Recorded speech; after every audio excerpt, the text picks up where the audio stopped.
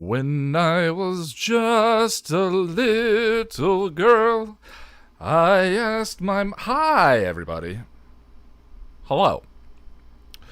I kind of feel a little bit more like Jonathan, or not Jonathan, Andrew in Storyteller. Come along as we tell the tale of the vampire. The vampire. This is a terrible intro. Hi, everybody. You're sitting here in the, what are you sitting in? This is the patron hangout discussion meetup. We don't use hangouts anymore. It's really weird. Google, Slayer of the Vampires.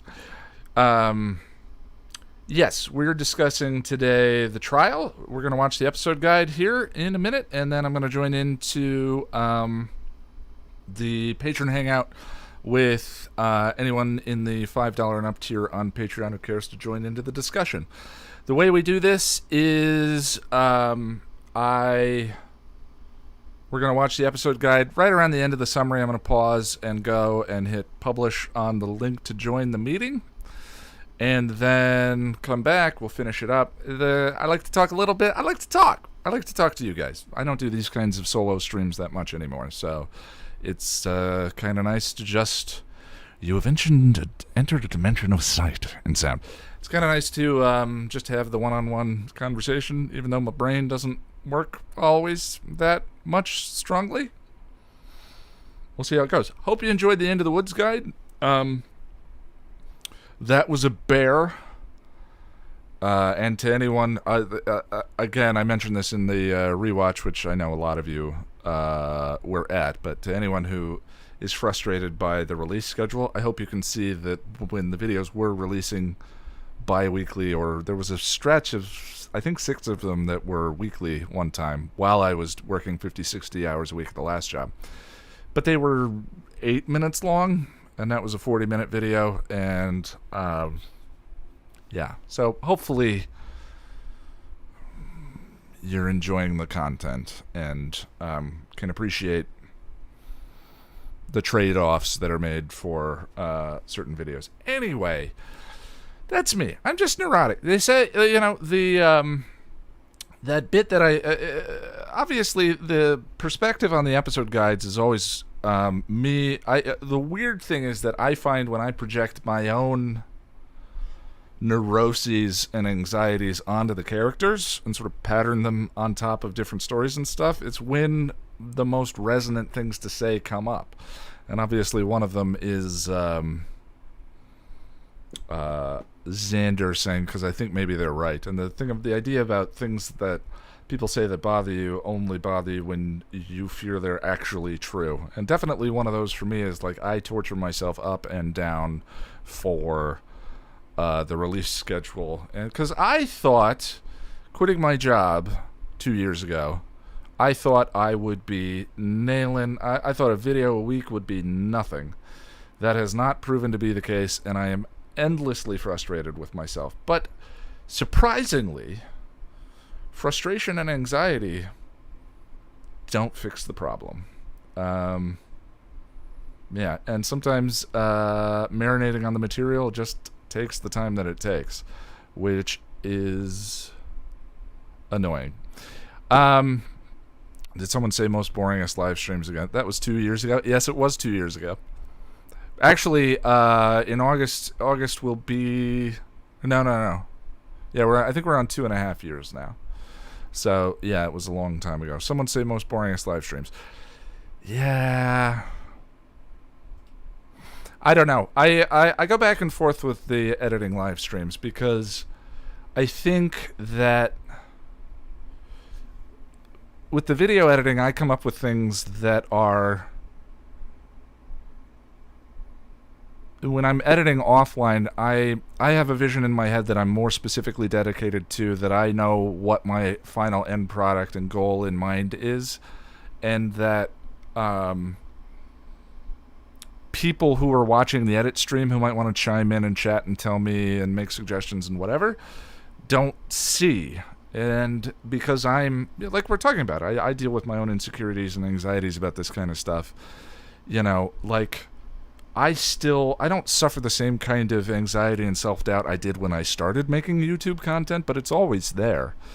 And the goal is always to just produce, to make the next thing. And there's a point when navigating the feedback on the work in progress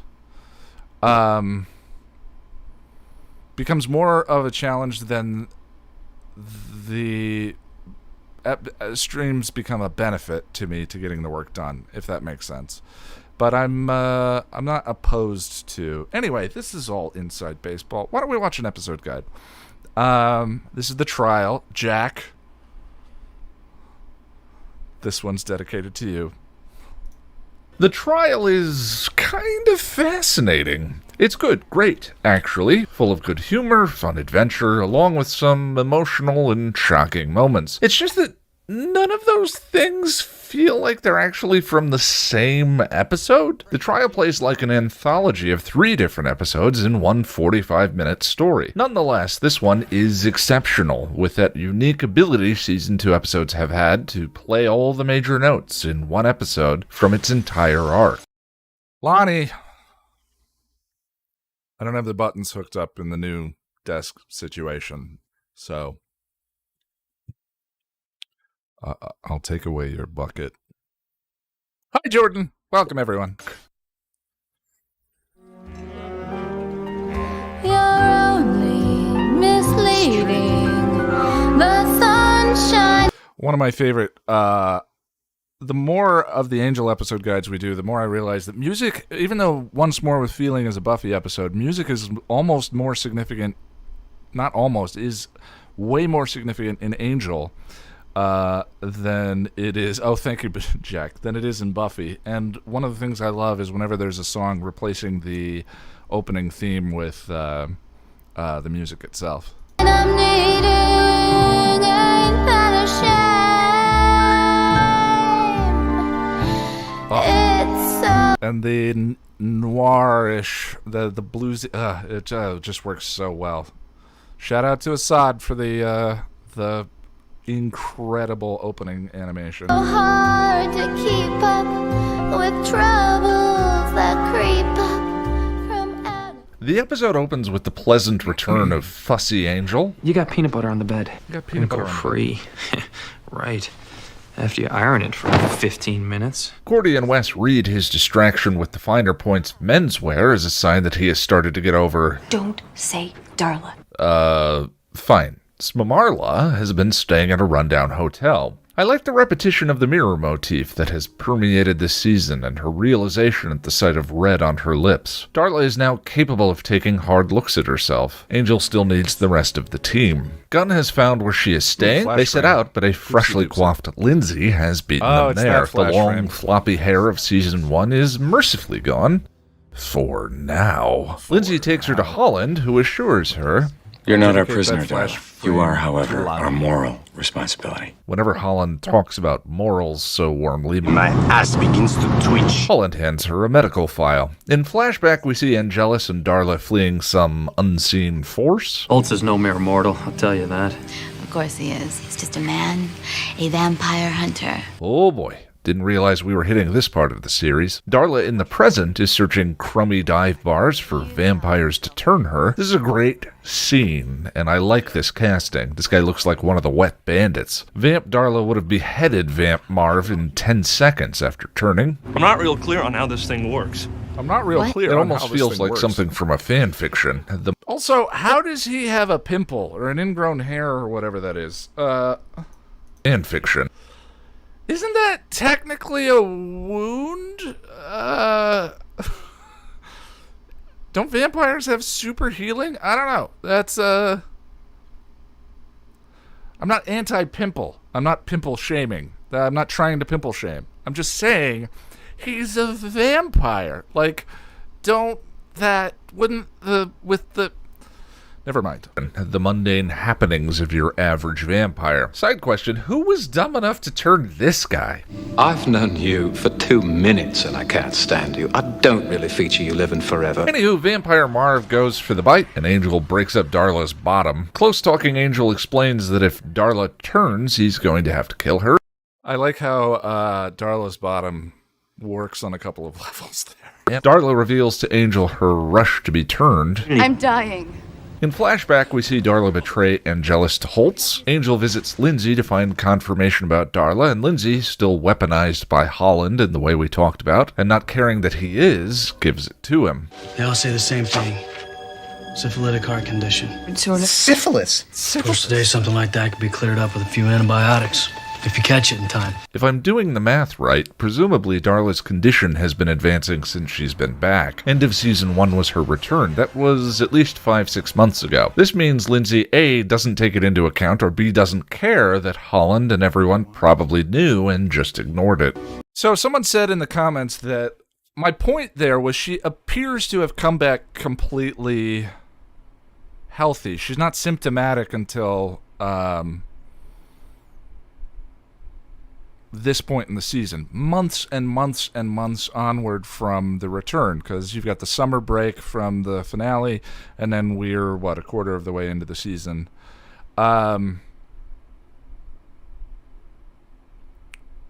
So someone said in the comments, well, she came back as sick as she was. She came back human before she turned, and then whatever. But she was deeply symptomatic when she turned. My point was that it seems to me that Holland had to have known, I mean, as part of the entire Jasmine buildup here and plan, had to have known that she was sick. And Lindsay ignores the fact that Holland probably knew and didn't do anything. That was the thing that I was trying. I didn't say that very clearly there, but she came back infected but not symptomatic. And Wolfram and Hart did no tests. Didn't check for anything, they had no idea how she died or who she was. Like, it just seems to me that Holland knew and didn't do anything about it.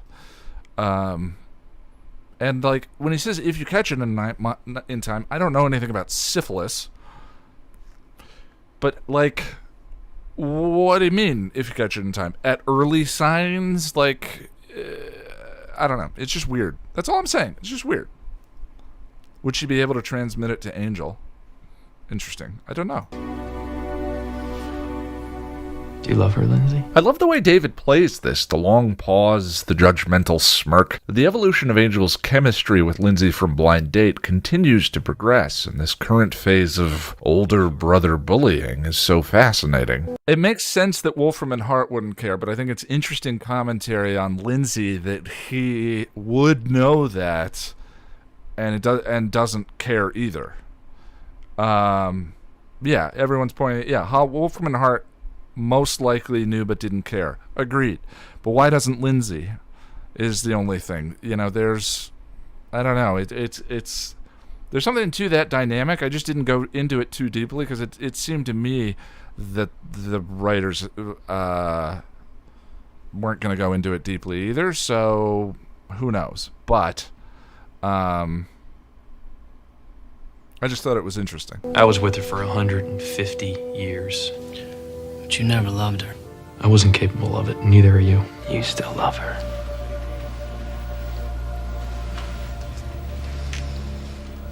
It must just eat you up that I got there first. I love that parallel. Every character seems to have their own perspective on how love works and how its form is mitigated by Angel picking at Lindsay the way Angelus picked it at Xander. The soul. I just read this scene as vampirism and narcissism are roughly parallel. Or, Angel is wrong about what Angelus was capable of and is just stabbing at Lindsay. Love. Is this the work of love? Is this the work of love? Angel returns with the bad news and, out of desperation, takes Darla to see Lorne. Ill wind, blow away. That's Julie Benz actually singing the song Ill Wind by Harold Arlen and Ted Koehler, popularized by Frank Sinatra. I love this shot, Lorne and Angel on either side of the frame as the camera pushes in. The scene is probably a reference to the 1984 film The Cotton Club by Francis Ford Coppola. The movie is about a jazz club in the late 1920s owned by mobsters, a club which featured some of the nation's most talented black performers doing shows to all-white audiences. One of the stories in the movie movie concerns the relationship between Sandman and Lila, a biracial woman who can pass as white, and at the film's midpoint sings, "You're blowing me no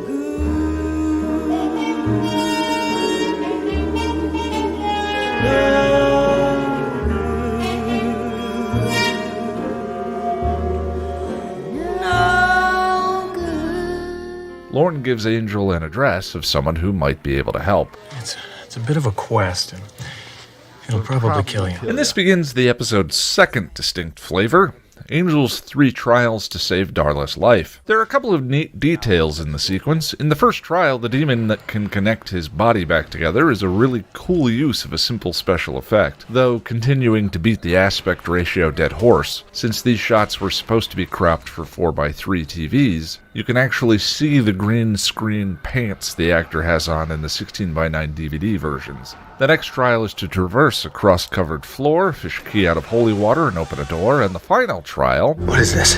You must choose. But choose wisely. I always realized that this entire sequence bore some similarity to Indiana Jones and the Last Crusade, but it didn't strike me just how much until this rewatch. In both cases, there is a kind Englishman guiding our protagonists. In Last Crusade, Indy is doing 3 trials in order to get the Holy Grail and save his father's life. Angel is doing his to save Darla's. Indy's first trial is not to be chopped in half. Angel's is to battle a man who can survive being so. In the second trial, Indy must walk over the name of God. Angel must walk over one of his icons. Indy's third trial is a leap of faith, the actual first trial that starts Angel's with his pool jump. And the final trial for them both is the same. You've earned a choice. And are you still ready to give your life when she can promise you nothing? Yes. He chose Poorly. poorly. But it's too late. She's earned a second chance. She's living her second chance. And the episode ends in its third flavor. The melancholy, grief-ridden acceptance of death swinging to, oh my god, I can't believe they just went there, horror, as Lindsay plus Entourage break in, and he's brought along a guest. Okay, so look, it's all so good. Really, really super awesome. It's interesting. I think instead of doing a full morph in that shot, they are compositing her human eyes on top of... If they just went there, horror, as Lindsay plus Entourage break in, and he's brought along.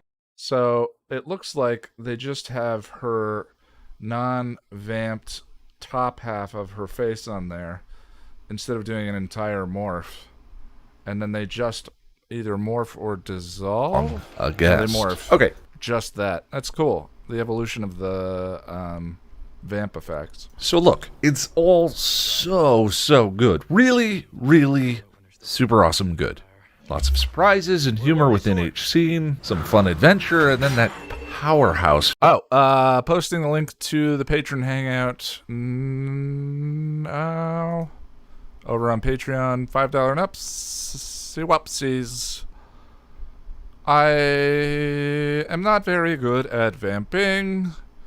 Stamping, ramping, rhymes. Okay, here we go. Family reunion at the end. The trial is an unforgettable episode, but I tend to forget that all of these things are in the same episode. Vamp Marv, to Ill Wind, to Swan Dive, to Chosen Poorly, to Drew slow motion waltzing into the room like some kind of majestic, terrifying specter of amazing. Seriously, that entrance has to be one of the most memorable ever. The episode is very busy with wonderful, it's just that its flavors don't feel integrated with each other, but swingy instead, from intimate character study to adventure to whatever the hell that last one is, pants-wettingly captivating. The mix of flavors make a certain sense, given the opening credits list 3 different writers with pretty distinctive voices. Tim Minear and Doug Petrie for the teleplay, with David Greenwalt for the story. And IMDb even has Mayor Smith listed in addition as an uncredited staff writer on this one. But I think the spectrum of influences might be the thing making the episode feel oddly episodic within itself. We've established that flashback episodes tend to be some of the best in the Buffyverse.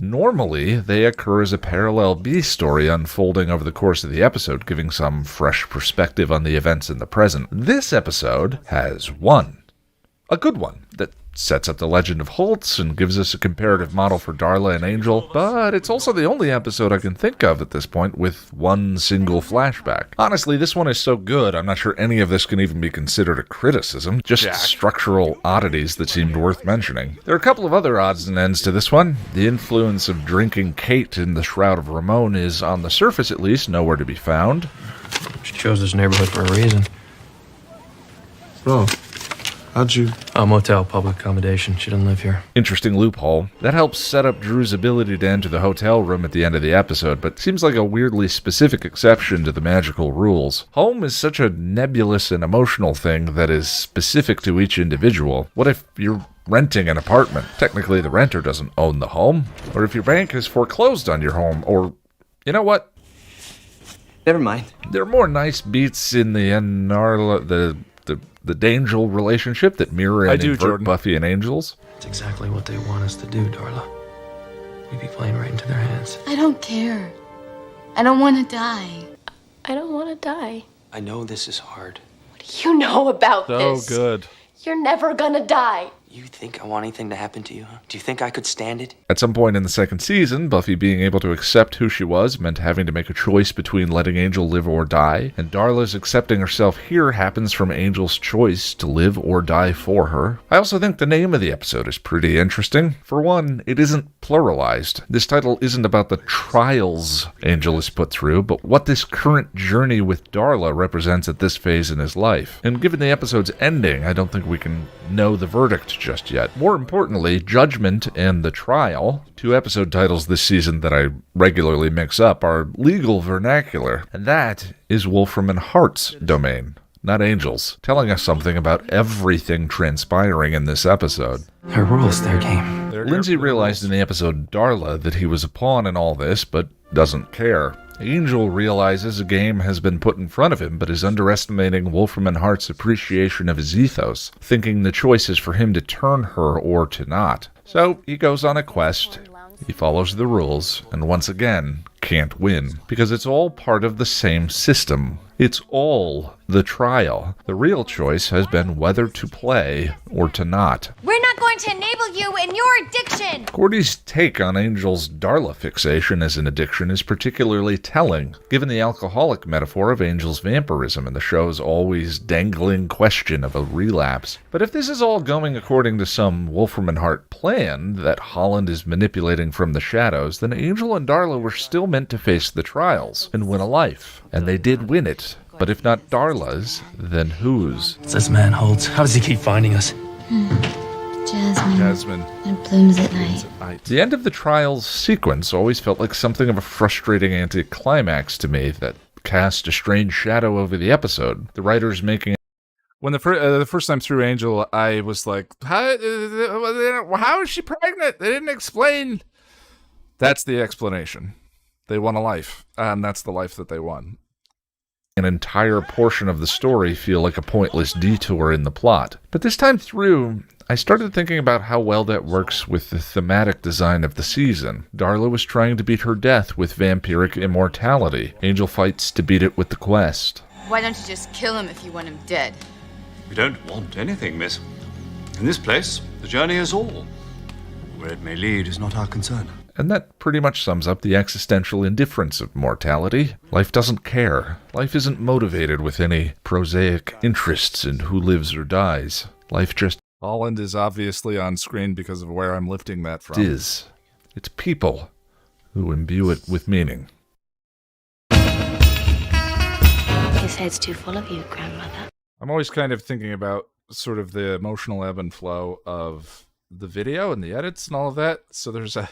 I don't normally pause afterwards, but I felt like it would have been too jarring to... Sometimes the fact that the outro music is so jarring is super helpful for a joke. But in this case, if you... like, just from the perspective of the editing, if you're thinking about the music of editing, there's a pause there so that it doesn't completely eliminate the emotional beat. In this place, the journey is all.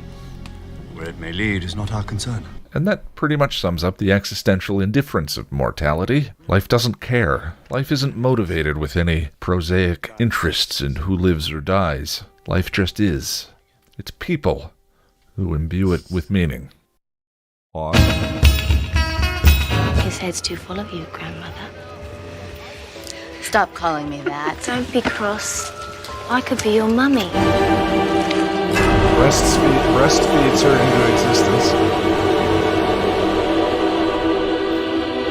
The same way she did Angel. Ah, it's so good. Alrighty.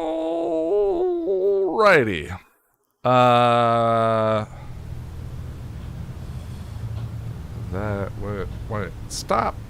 We're not watching that. Yeah. I think that video is pretty clean, other than the flash frame, which is dedicated to Lonnie, because when she was reviewing the video with me, she said, "You have a flash frame there." And I said, "Oh, I'll get it." And then I didn't get it. So the lesson is always remove your flash frames when someone points them out. Okay. Let's switch over. Sorry, hold on one sec. I may be a little over caffeinated. Sorry. Hide that for just a second.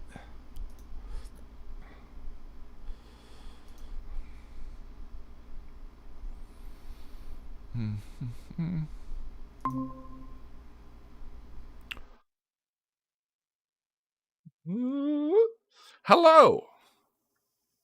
Hi, Jack. Can you give me some audio? Loud and clear, Captain.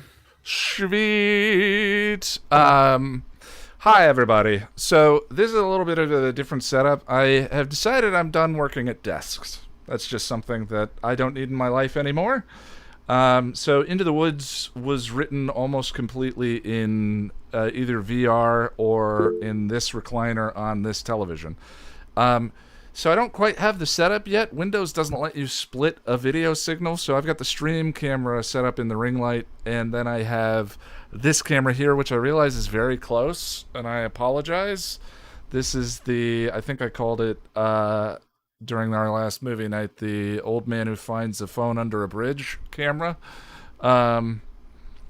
Yeah, so sorry about that. That'll change for the next time, but just know, like, you all are up here, and I don't mean to depersonalize by not speaking directly to you. And I forgot to turn the camera on. So Sarah, can you let everyone know what's up? Yes.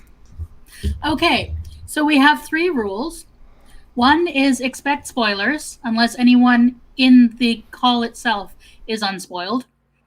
And everybody says they have watched the whole show. Rule 2, be kind. So yeah, be kind and respectful. And also no rudeness and no thirst. This isn't your thirst stream, except Jack, do you consent to thirst? Jack consents to thirst. I was going to say, otherwise, I say it now. If Jack's not up for that, then I got to drop out of the stream right now. I'm sorry. It's affirmative consent. And the third rule is just generally in chat, it's kind of a wishy-washy rule in chat. Things kind of meander about, but sometimes we got to guide you back to on topic, or if things get weird and awkward. And so Jack and I kind of watch the stream and try to play it by ear if things are getting awkward and nudge you back to off that anything. Yeah. Words are good.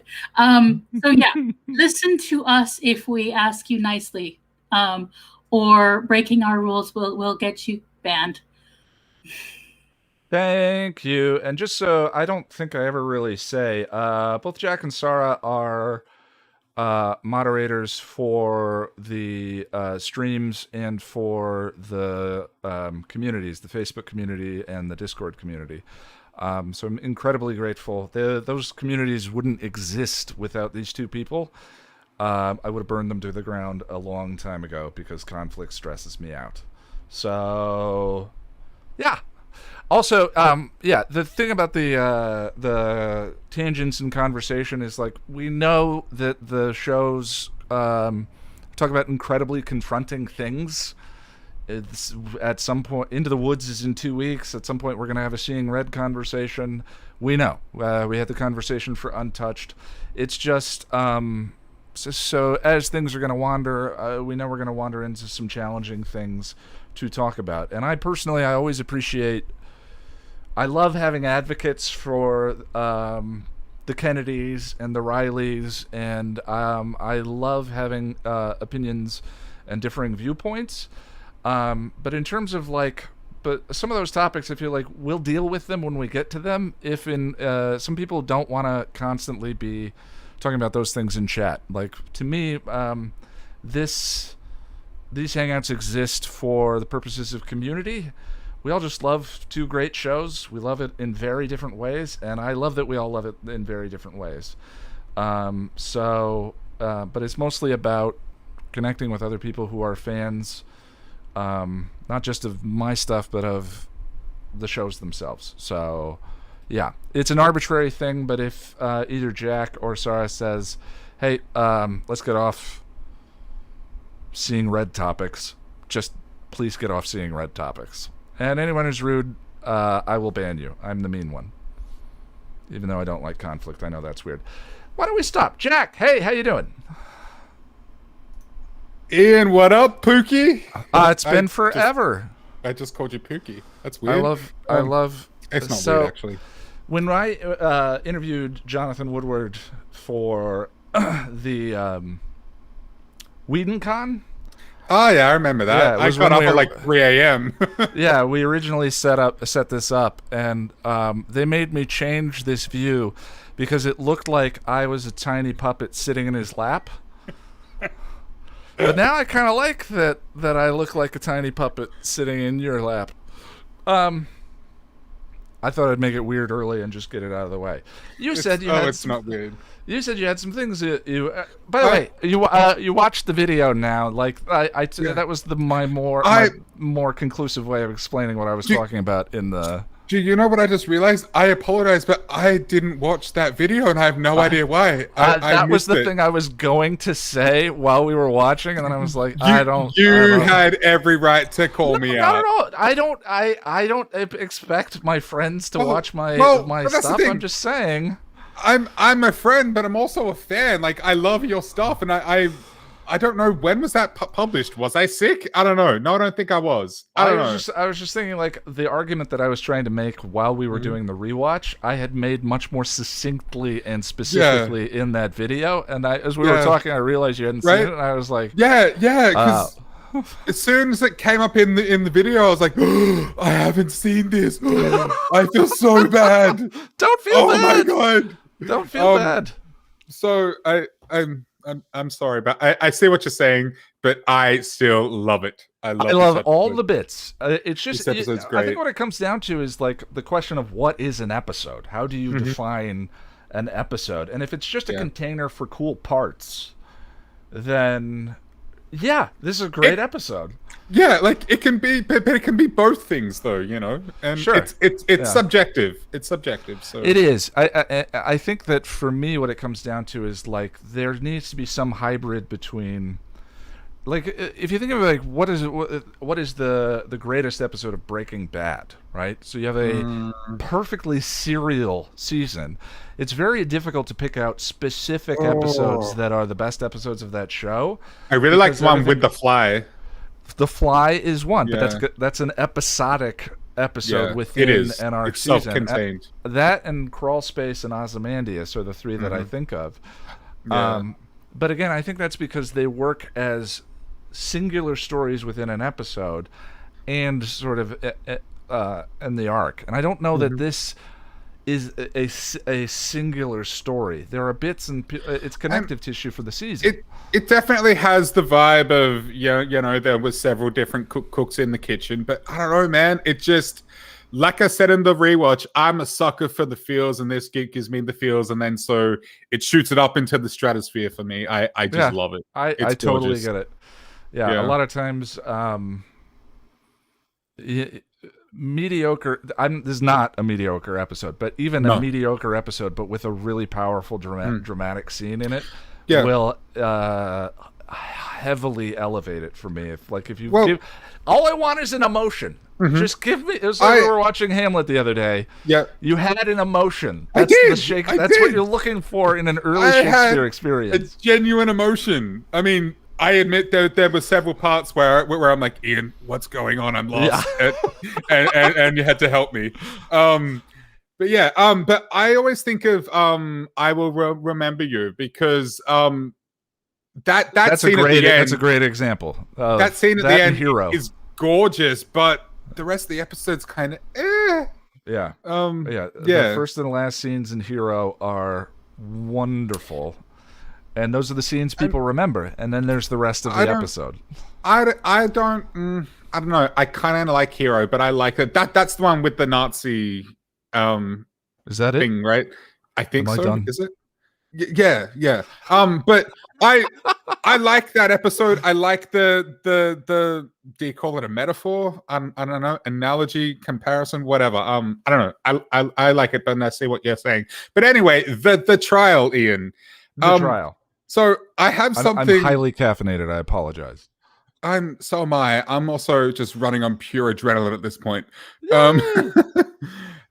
So I don't know if I'm connecting dots that aren't there. I mean, I'm prone to that, but that's what we're here for, baby. So I was watching this last night and taking notes, and I realized somewhere towards the end, I'm like, holy shit, this episode seems to be like a study on grief and the stages of grief, and it does appear to show all the stages of grief, albeit a little bit out of order than we typically see them. But like, firstly, we have denial, and Angel refuses to believe the test results. He thinks that Wolfram and Hart are lying, so he goes to Lindsay to confirm them. And then we have bargaining. Angel goes through every avenue he can think of to try and save Darla. And the trial itself is almost like an act of bargaining. And then we also see a little more of that at the end when he's contemplating turning her himself. And then we have anger, which we see when he goes into a rage and trashes the room and starts punching things, and and then we have depression, which we see in the hotel room, and then lastly we have acceptance, which we mostly see from Darla, which we get right at the end, and Angel is still bargaining, but Darla has reached a point of acceptance. And then Drusilla comes in and ruins it all. It's I love it. I love it. Thanks. I thought that was quite interesting. I don't know if I'm just making stuff up here, but it's just something I no. noticed. I think that absolutely tracks. I think that tracks. Yeah. But this episode, I just love it. It's so full of emotion, and it stirs me quite a lot. It's just beautiful. Like, there's lots of desperation from Darla and Angel. Like, we see it in the bar with the vet vampire wearing the Metallica shirt, which is played for laughs, and it's done well and it's funny, but there is a sadness to it because Darla, she doesn't want to die. You know, she's desperate to not die. Well, the other thing too is well, I don't know if that is acceptance. There was a question in chat: is Drew turning Darla's part of acceptance? I don't know if that's acceptance. She dies. Yeah, I think that, and she doesn't seem willing. The acceptance is the moment beforehand. She doesn't want to. She dies in that scene, but she doesn't want to come back as a monster. Yeah. Then Angel goes through these horrific trials, which seem tailor-made just for him. With the floor covered in crosses, and then the keen holy water, and then the last trial with the stakes. And he goes through all of that, and even though he succeeds, he still fails to save her. And it's crushing, man. Like, it gives me so many feelings. I could go on and on and on, but I just love this episode. It's one of the more gut punchy moments in both shows. Yeah. I mean, like I said, for me, that one is up there with Buffy stabbing Angel in Becoming 2. Even Lindsay getting all depressed and wanting to save her affects me, man. Like it's just I don't know. Yeah. It's just so emotional. And Angel's rage as he trashes the room. He has this like we don't get to see that often. I think somebody pointed that out in the rewatch. We don't get to see Angel break like that, and because we don't see it often, it freaking hits me hard, man. Yeah, him being outright. I mean, he doesn't emote all that often. Right, yeah. So- Or he's usually like stoic and brave. So to see him break like that is just ouch. Yeah, just wonderful episode. I freaking love it. Yeah, that's a good one. All right, well, that's me done. Cheers. No, there was something I was. I lost it. Okay, that's okay. Tell me later. All right, bud. Let me reset. Is there any, Jack went last the last time, so is there anyone that needs to leave early and would like to go on the earlier side, or are we good?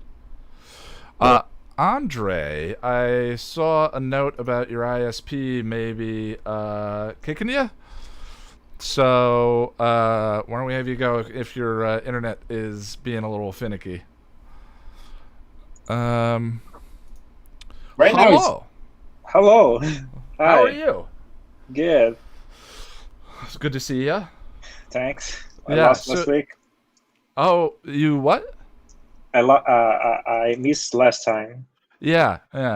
Well, it's good to see you back. What did we talk about last week? Oh, yeah, we're on the Dreary trilogy. Are you coming to Into the Woods in 2 weeks? Oh, that's fine. Yeah, that's going to be an interesting one. I suppose we should chat about. Someone mentioned the last time doing Into the Woods the way we did Restless, which is in 2 parts. I don't know about that. I don't know if we want to talk about Into the Woods for 4 hours, even though I know we're all going to have a lot of opinions about that one. But we can get into that. So the trial, where we are in this run, this definitely feels like sort of a... I wouldn't say a 3-parter, but the next part leads to Reunion, which also has a bit of a cliffhanger, which then leads to part 3, which to me is everything up to Epiphany almost. How do you feel about this part of the arc, this part of Angel's season? Does it land for you? What do you think of this episode? I mean, this whole part I would very much enjoy, like the way they're building and destroy Angel's like whole confidence with everything, but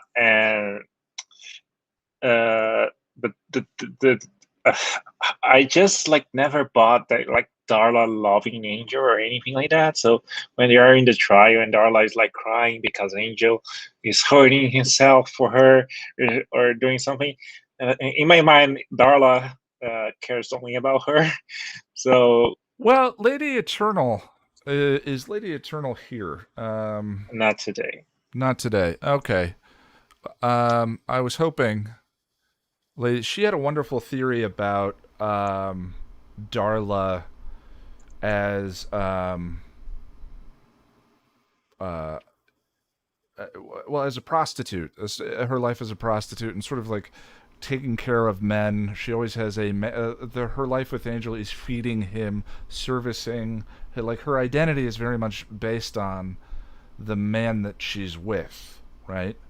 And I'm misrepresenting Lady Eternal's wonderful theory or wonderful reading. I believe it was in the Darla episode. If for anyone who cares to go and actually, I think I was there. It was pretty good. But this is the first time where that inverts itself, right? Where this is sort of Angel sacrificing, or she's always had a patron of sorts, but like this is Angel doing that for her and sort of sacrificing and doing it out of the generosity of his heart. So love, maybe not, but the idea of the sacrifice and compassion wired on his part to do this on her behalf, like the valuing of her as an individual, does that track for you? I think it kind of does. It's just sort of bother. I don't know how much like the series built that to me to make me believe. I mean, there were this couple last episodes that Darla like being facing that she's human again and everything, but it's still like for the first half, although she probably like backlash of all her years as vampire and everything, she was basically manipulating him and trying to trick him to do the Wolf Among Hearts play. So I just, it could be something wrong that just I don't get this reading though. There's nothing wrong. I was just saying, like, I don't. They, of their own admission, in season 3, say that they never really loved each other. When and the best thing that they ever created, oh God, was Connor. Sorry, Russell. The best thing they ever created was Connor, or the best thing that came of their relationship. The baby was the only good thing we did together, right?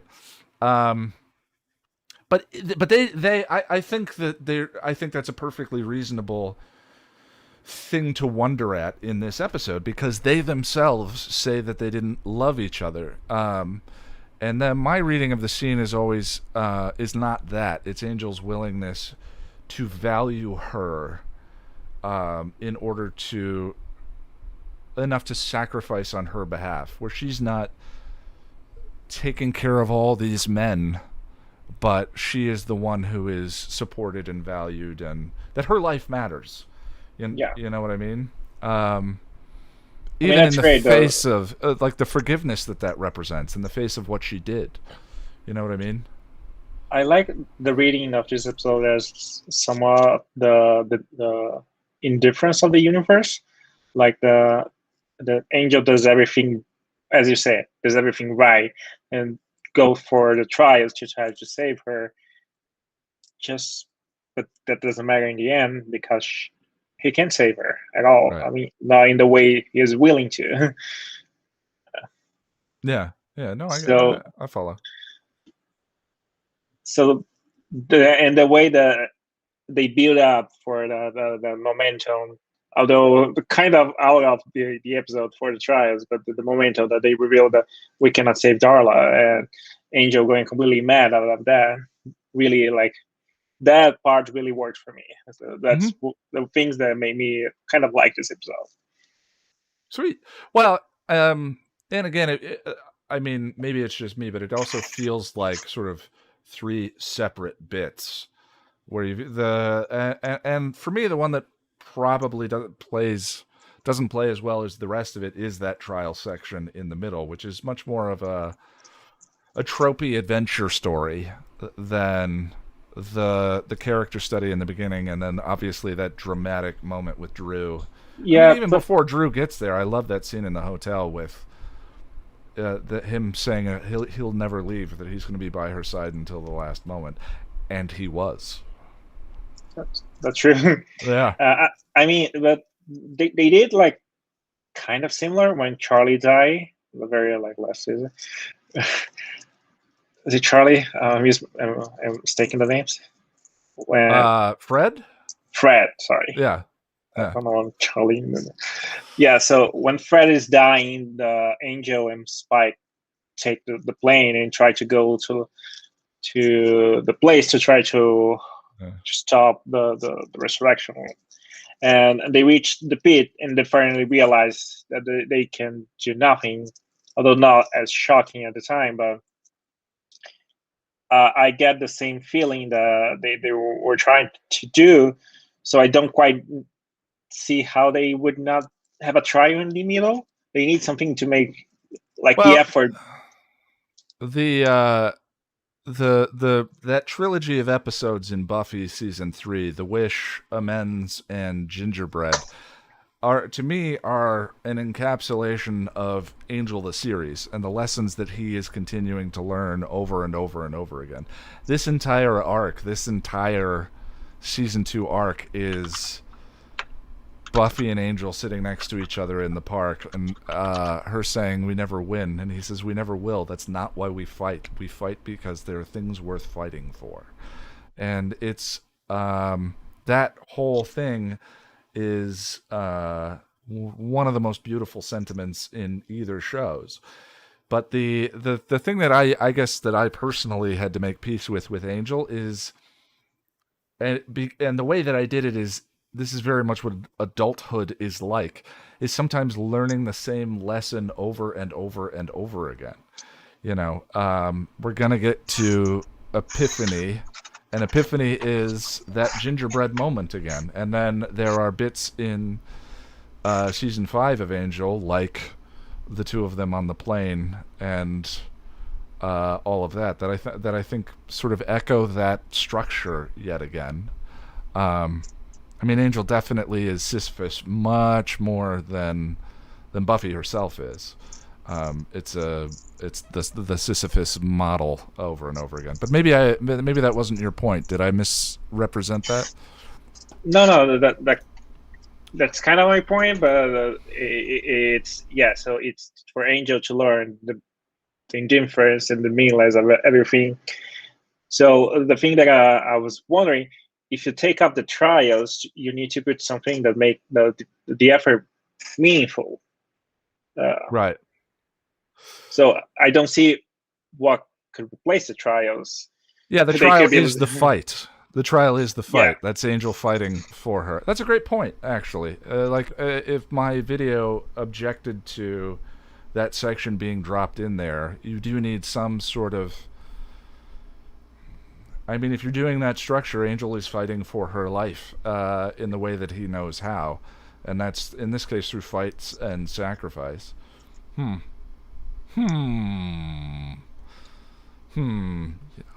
You just made me think. I appreciate it. Glad I could. Yeah, I complained about that section, but I didn't think about what you replace it with. It is definitely very necessary. Well, is there anything else you want to throw out about the trial? No, good. All right, I appreciate it. Let's go to Sarah C. If she's here. Sarah C. I am. My Wi-Fi is really bad, so... Are you going to be off video? I'm going to see... I mean, I got the, notification from Google Hangouts that my connection is so bad, so... Okay. Maybe. Yeah. Well, I mean, you can hear me, yeah? Yeah, your audio's good. Oh, fantastic. Okay, great. It looks about 3 or 4 frames a second, but we can see. I mean, I can also just turn my camera off if that's easier. Yeah. Also, we haven't seen you in a very long time, so it's good to see you. I have missed it. So I've realized, and not to derail, because we had a whole discussion about this. No, please derail. Distracted. I mean, first of all, I've been moving, so that's been the main thing. But with the Buffy season 5, for a season that I always remember loving, and I still do, I find myself looking at what episodes being discussed, and I'm like, I don't really have a lot to say. There's nothing wrong with this stretch of the Buffy season 5, but I just don't find anything that I'm like. So if you remove the gift and the body from Buffy season 5, I think that it loses a lot of its identity.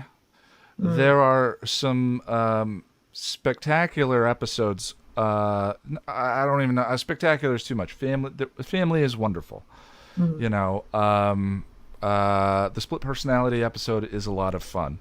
Yeah. But there are 2 tentpole mainstay episodes that I think we think of as season 5 itself, that if you remove the identity of the season, I think struggles in compared to season 6 or season 2 or season 3.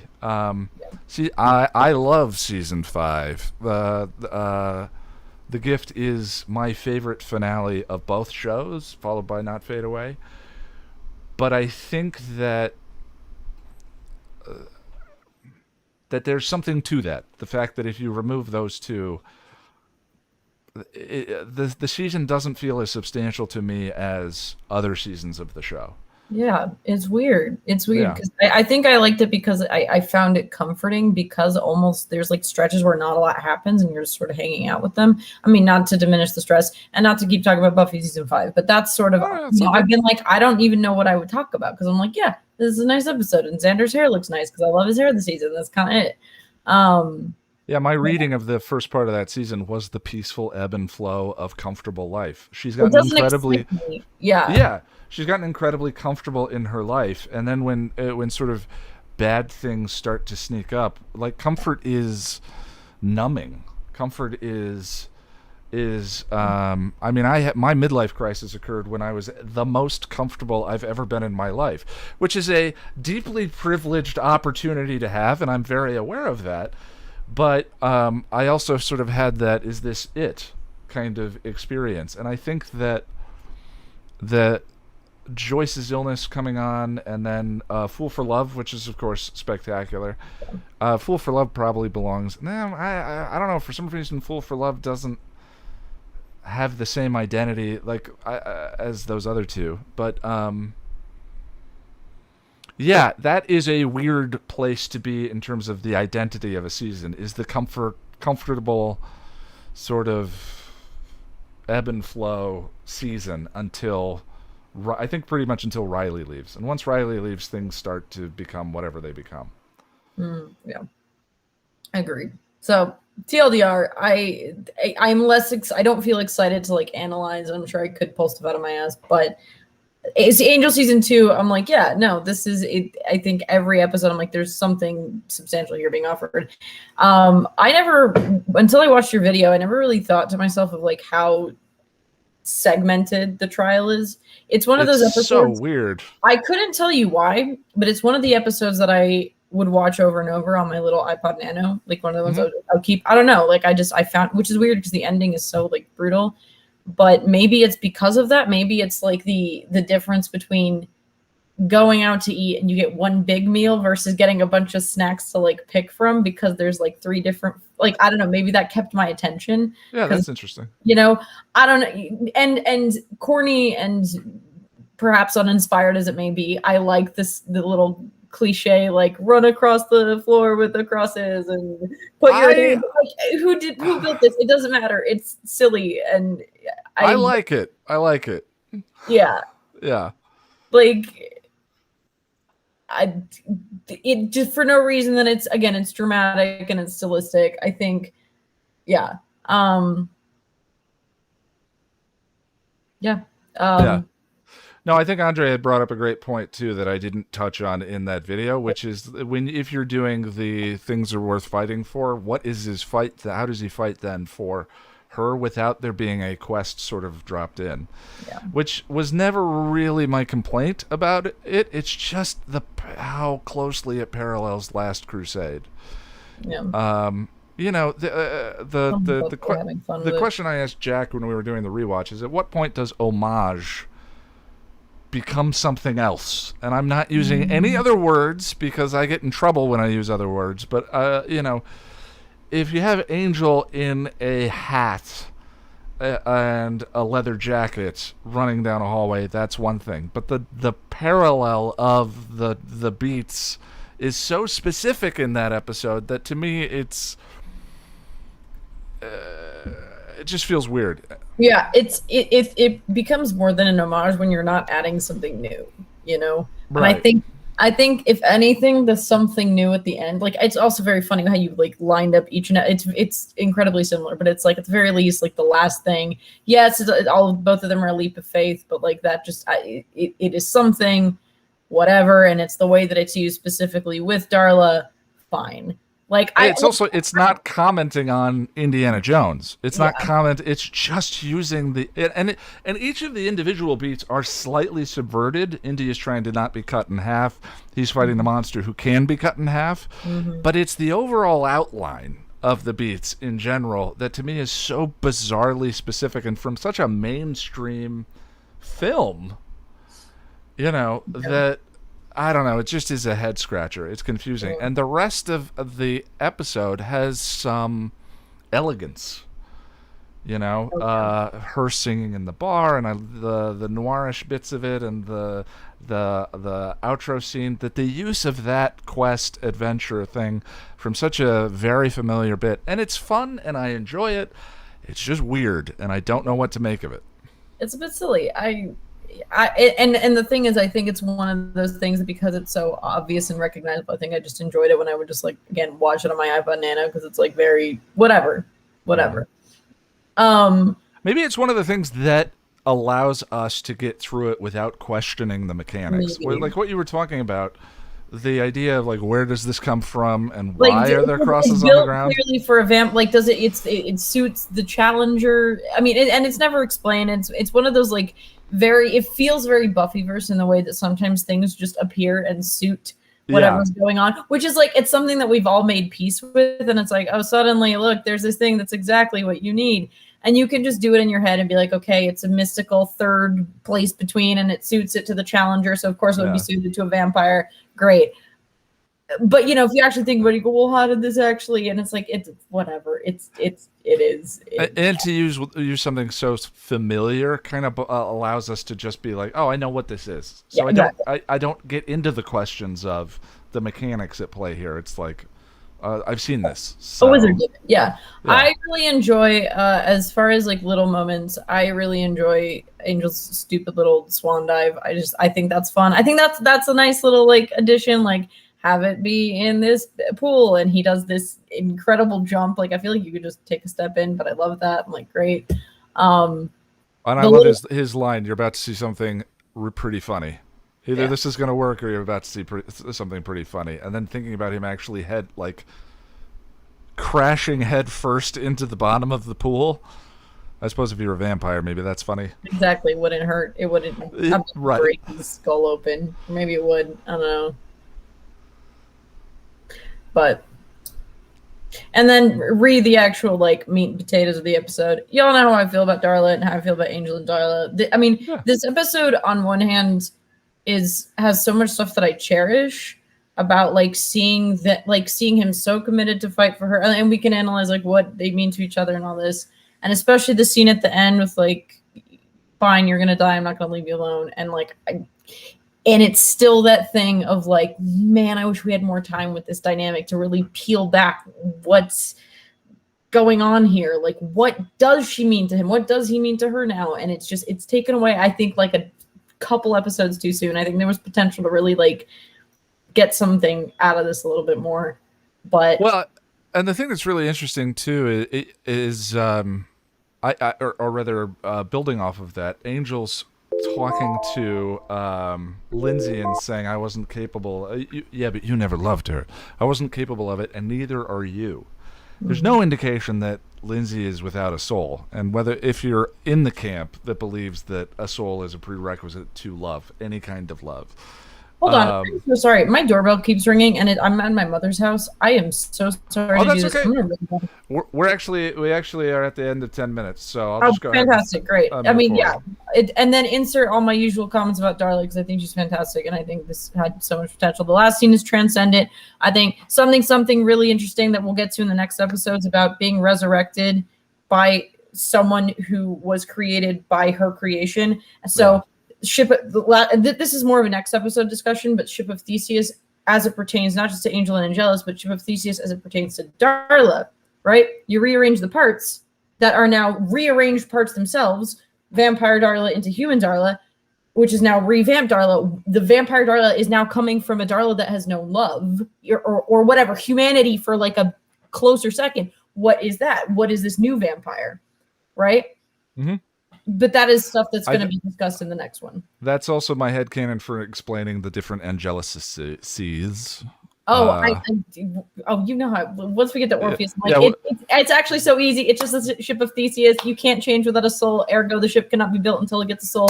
Bing, bang, boom. Yeah. All right, friend. Good to see you. Let's go to Mr. Boris. Mr. Boris, sir.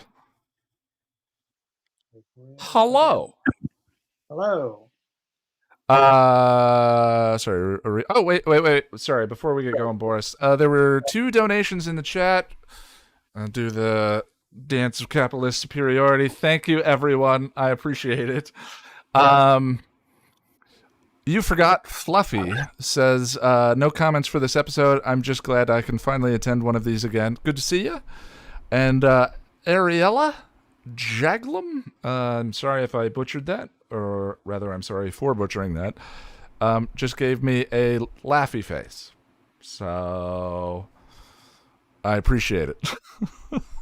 Boris. Oh. Sorry, I'm actually looking at this ring light's got to go. Not only is there a reflection in my glasses, I don't get to look at you guys. Anyway, inside baseball. Boris. Oh. Hello. Yeah, okay, that's better. The Trial. I never said I didn't like it. Well, yeah, like it's a pretty good episode. I guess I liked it more this time than I did when I was initially watching it because I recall having not the best flavor to it, but like it's a pretty good episode. Like, you know, it moves everything along pretty nicely. There's some interesting stuff happening. Yeah, I guess like I guess I'll bounce off with the 5 stages of grief thing that Jack came up with because that's what I was kind of thinking about with this episode, and I think that's kind of the key to this being like not necessarily just like an arc thing. Like this episode is very much about kind of the mediations of death and how we kind of deal with that.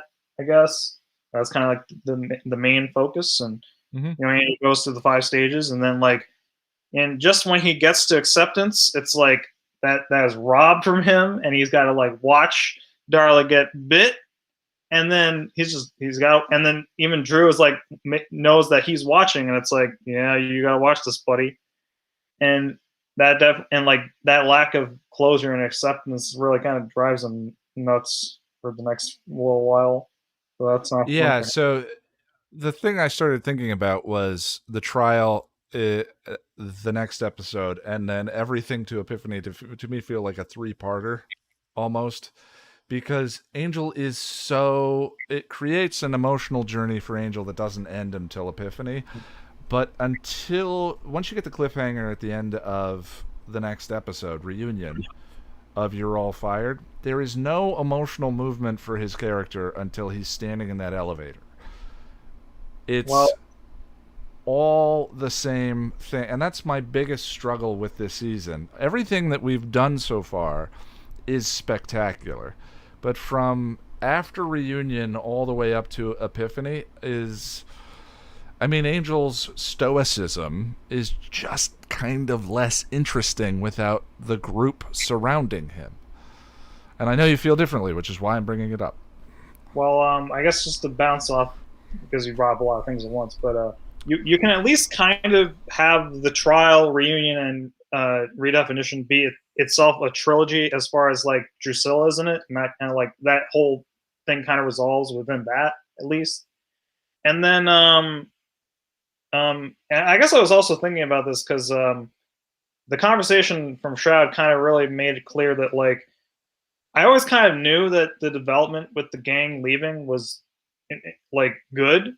But like, I don't think I realized just how vital it was until that conversation, because like they really don't get a whole lot to do in this first half of the season. They don't. Yeah. And so like, I think actually having them leave was a good call for everybody, just because like not only does it allow Angel to be super moody and stuff, but like, you know, it kind of forced them to have a bit more agency and kind of do their own thing for a while, and that was good for everyone, I think. So, well, it's interesting. Tim Minear says in the Are You Now or Have You Ever commentary track that the most difficult scenes in that episode to write were the ones with Cordy and Wes, who are sitting around looking at old photos and trying to figure out the mystery of what's going on. The rest of it flowed. And that, to me, kind of tracks for the entire first, until he fires them. And they sort of strike out on their own and have their own thing to do. This whole opening scene that Jack was commenting on in the trial, which plays for humor and is there for the chemistry, and we had a conversation about, but we had tea. And then they have nothing to do for the rest of the episode. To me, smacks of that same problem, which is just, we have this wonderful ensemble, and they're necessary for. If you have a deeply stoic character, you need people who are not the reflection to add to create some drama or some emotional an emotional window for the audience. And I think that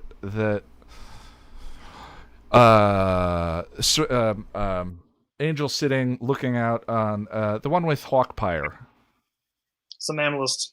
Somnambulist. Apartment and stuff, and that's Somnambulist. Angel sitting there looking out at the city, wondering if anything really changes, and that really being about him. He needs Cordelia to distill that emotional connection to him. He needs her to come there and say, "It wasn't you, Angel," and to have that conversation. Which is why when he fires everybody and becomes an impenetrable Qui-Gon Jinn, it's a big problem. Well, I kind of disagree with your point that like it's all a one track after redefinition or whatever, because like we do have Happy Anniversary where we have Angel's talking with Lorne, and like Lorne is a good stand-in. Lorne, I don't like that episode, but Lorne is a good stand-in. Lorne, but again, they have to do that. That drives Lorne into the group, but he needs someone in order for us to be interested. Do you know what I mean? Yeah, I guess, but like, it's not necessarily like, at least because there is that thin dead line where he wants to kind of reconnect with everybody, but then they're like, no. So it's like, you know, it was kind of an ebb and flow. Like he was kind of in and out, but you know, I guess we can talk about that more when we get those episodes. Yeah, for sure. Yeah, and I have actually an interesting take on parts of Happy Anniversary and how it ties into the Darla thing, but that we'll save that for later. That's the one where the dude freezes his girlfriend while they're having sex, right? Yeah, I actually have a read. I have a read how that ties into Darla a little bit. Well, okay. I still hate that episode, but yeah. The Lorne scenes are great. The Lorne scenes are great. That episode is very icky, but the Lorne scenes are great. Yeah. So yeah, I guess just some general stuff in my notes. So we were also talking about the trials in general, like, and that whole thing kind of has a vibe of the episode Awakening a little bit, where you know that's the one where Angel, like, he's gonna get his soul removed, and then like they give him the in-head fantasy of him like solving all his problems, and he goes like on a quest, and then Angelus later on is like, you know, there's that whole Raiders of the Lost Ark fantasy going on, and so it's kind of a similar vibe where like he thinks going on this quest will lead to a good end, but it's not really the case, as we find out. Well, hopefully too, with my I mean, I did it in this one with the by repeating the what's the episode right before Epiphany? Reprise, by repeating Holland's reprise speech about we have no intention of doing anything so prosaic as winning. I think one of the fascinating things about Angel Season 2 is like almost every episode that we've had so far has some bit of that structure in it, from the mirror breaking representing firing to this entire one fighting and but things being worth fighting for. Like, it's different from Buffy, where the arcs all sort of build to a specific point and a specific lesson. It's almost like the entire structure of season 2 is contained inside of every episode, as though every episode was kind of a warm-up to the arc itself until reunion, until the firing. Then there's that weird hazy space until reprise. But the thing that I love is that it works. It's not somehow they're it's like a chorus repeating itself, but it works. It doesn't feel repetitive and or less entertaining that way than if they didn't repeat all of those beats. Well, it's also kind of similar to Buffy season 2 in that regard, where it's like we have all these kind of foreshadowy setups for the main. Sure, but I mean, the actual beat for beat structure of the battle and him going down to hell and not being able to win and all of that is in many episodes from Judy onward, fighting and losing, and I think it's pretty remarkable how often the specific beats are repeated but don't feel repetitive, is all I'm saying. Season 2 is pretty amazing, and it's such an interesting contrast to Buffy season 5, which is very gentle. Yeah, so there's all that. As far as the individual challenges, some thoughts I had was the whole thing where the Angel is like has to split the two halves of the demon. I'm kind of like, that could be representative of how Angel wants to like separate his two halves of his being, maybe, possibly there. Okay. And then for the third trial, I find it interesting that like the trial people are like fine with him not actually dying. It's more about like him believing that he's gonna die but doing it anyway. And it's kind of like how in Destiny, Angel has that point where it's like, it didn't really matter that the Mountain Dew cup was a fake. Like we both believed it, and Spike wanted more, and that's ultimately the important thing. Sure. And that's kind of the vibe. Well, I think it's very much fits the show's existential philosophy of choice, and the importance of choice in meaning, rather than destination, rather than where we end up. Yeah. I'll try to wrap things up quick here. Yeah, you're all good, buddy. Yeah, the whole thing with Darla reminds me of Ford lying to me a little bit. She wants to get turned into a vampire, but rather than Ford, she actually reaches a point of like, I'm cool with this. It's all good, and unfortunately, that gets robbed. So the journey is all. Andre points out. Yeah, and the death is the final challenge and all that. Yeah, he essentially that speech is. Both has beats of Holland in the elevator and Angel's conversation with Kate in the courtyard. I guess the rest of the thoughts are kind of scattered. So like, I think I got most of the main points out. So maybe we'll come. Well, let me move forward. I appreciate your time. Let's go to Emily. Emily, hello. Hi, you alright? I can hear you. How you doing? I am okay. It's 1 a.m., but I've had coffee and I'm surviving. I think I'm on Red Bull number 6. Yeah. So I'm doing all right. That's the best one, I hear. Yes. Well, that's when it really kicks in. Yeah. Well, I appreciate you being here. Yep. Were you at the last one? Not. I was at the last Buffy one. That was my first one. Oh, okay. So this is my first Angel. Okay, watch. Good. So tell me about Angel season 2 and sort of the arc, this particular arc, where it kind of lands for you, and your feelings about this part of the story. Yeah, I really like Angel season 2. I think it's up between season 2 and season 5 for the strongest season, and that's pretty comfortable. I think I would agree with that. I haven't rewatched 3 in a while though, so yeah, 3 gets a bit. I think goes off rails a little bit towards the end. But yeah, we'll get there. We removed the finale. Yeah. Yeah. That sort of stuff. But yeah, I love this arc, this whole section of the season. The splitting up of the gang, I think that's a part that actually really works for me. Mm-hmm. I really like the journey that Angel goes on his own, and obviously everything that happens with the other 3, them building like the family that they build up in Angel's absence is really interesting. I love the beat of him firing everyone. I think it's a wonderful dramatic beat, and I totally agree with you about the journey that the rest of the team goes on. And the building of family and their connection with each other. I think it's great. Yeah. So yeah, I really like this season.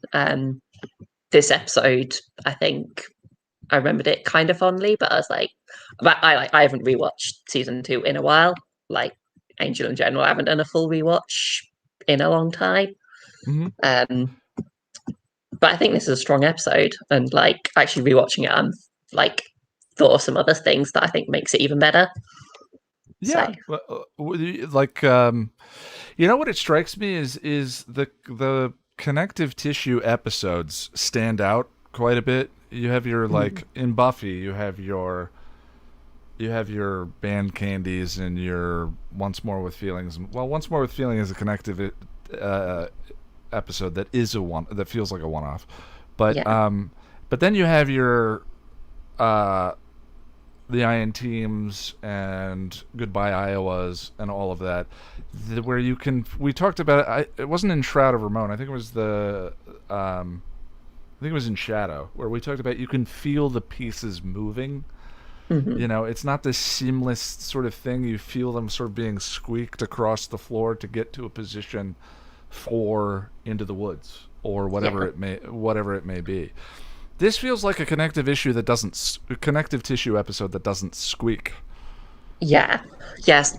So I really like this episode, and I think it's really interesting because you said that it felt like 3 episodes in one, and I actually think it's actually 2 episodes. It is 1 episode. It's 1 story bisected by another story, which is the whole trial section. Yeah. Watching it this time, that feels more accurate to me. Yeah. And the interesting part is both of them are like Shaggy Dog stories. You've got Scooby-Doo stories? Like stories where the point of it doesn't matter. Like you get to the end and none of it matters. Like a Shaggy Dog story. Oh, I've never heard that phrase before, Shaggy Dog story. Oh, you know? Okay. Yes, it's from like an old joke where someone just... Basically, the joke is somebody tells a very long story that goes on and on and on and has all these different elements. And at the end, it's something I can't remember exactly. It's like I'm looking for something. At the end, it's just a Shaggy Dog. Like basically, the end is like, oh, it didn't matter. And I think that's what both these stories are. So you've got the larger story, which is the sad, slow, depressing story about Darla coming to terms with the fact that she's dying. She goes on this journey, and at the end of it, she reaches the final stage of grief, and she accepts that she's going to die. And then it doesn't matter. Drusilla comes in, she kills her. It becomes, everything she didn't matter. And then I love it that we just watched Hamlet. Which we just watched Hamlet. I say like it's. We just saw the movie. We watched the David Tennant Hamlet the other day, and I also think that tragedy is kind of a lost. It is more and more strikes me as more and more a lost storytelling form in mainstream because it's a tough sell, right? But I mean, tragedy to me has the elements that you're describing, where Hamlet is set up as this quest to avenge his father's death. And eventually everyone dies, and it doesn't matter. You're left sort of questioning. It's that Shaggy Dog thing, I think, that you're describing. We're just sort of left questioning the why of it all. And I think that Buffy and Angel do tragedy sometimes, which I think is more and more rare these days, and this story feels like tragedy times 2. You've got the tragic bit of the adventure story in the middle, and then you have that ending again. Yeah. So that's why I think the middle really works for me, and in fact worked for me better this time than ever, because so I think a big part of Angel's arc this season is after learning about the Shanshu prophecy, he's got an aim in mind, he's got an end point, and he's trying to fast forward to that. Like he talks about it in Judgment, saying, I saw an end, the light at the end of the tunnel. Yeah. And he is trying to fast forward to that, and he's kind of pissed that he can't. And I think Judgment you said the title's parallel. I think the episode's parallel quite well, because in that episode he tries to do the typically heroic thing. He sees a demon, he slays it, and that makes everything worse. That that doesn't help. And in this episode, he's in the middle of this sad story about this woman that he cares for is dying. He can't do anything, and so he tries to do the classic heroic thing. He propels himself into a very tropey, classical, heroic story. Like it's a typical fantasy. You've got 3 trials, and you need to fight this person and do all these things to. I think you're also justifying the use of the Indiana Jones stuff that they do use to trade on a very familiar hero in pop culture, but to a very different end. That to me is the best justification of the use of all of that I've heard so far. Is your reading of that purpose of theme. Sorry, I keep interrupting you, but I just love what you're saying. Go on. No, yeah, that is what I'm saying. Like he is trying to fast forward this by doing this very, very tropey fantasy narrative, and then at the end it's the Shaggy's dog story. It didn't mean anything. He won. He did everything he was supposed to. He carried out the heroic narrative, and so what? She's still dying.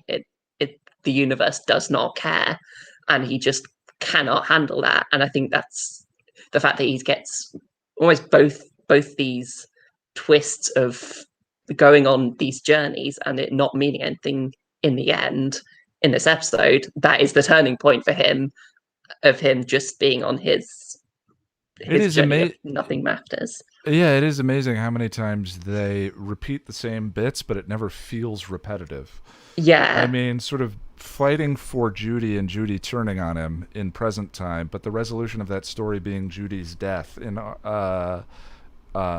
Judy being free in Are You Now or Have You Ever is so interesting. The way they managed to like a chorus to play the chorus over and over again. But it works so well. Yeah, and I think it sets up everything that he's going to go through the rest of the season, and leading us to, like, I think Epiphany is the center point of the season, possibly the center point of the show, where he realizes the theme of the show that he's in. He keeps on learning that nothing you do matters, and he eventually will learn that all that matters is what he does. What a strange writing challenge, right? Like, to pattern, I mean, it's a Sisyphus structure. Sisyphus is a tragedy on repeat. That damn rock always rolling back down the hill over and over again. To make and Buffy is a much more conventional Peter Parker comic book superhero structure. So to make your hero sort of defined by his inability to win, it poses such an interesting challenge to writing satisfying stories. And tragedy is a great place to look for it, because tragedy just sort of structurally has that built into it, which I think you highlighted. But the climax of Angel's season is acceptance. It's not this big action, beat. It's so wonderful, that conversation in the courtyard, but it's so unusual anymore to have that be the pinnacle of the delivery point, Yeah, it's a really interesting season, because it is paced like that. I'd say it climaxes in, I think it's Epiphany episode 17 or something like that. It thematically climaxes in 2/3 the way through the season, and then you almost have like an extended epilogue after. It's a really weird season structurally, but it's weird. Angel it always works. does split seasons, yeah. It just kind of works. That's great. Is there anything else you want to throw out about the episode? No.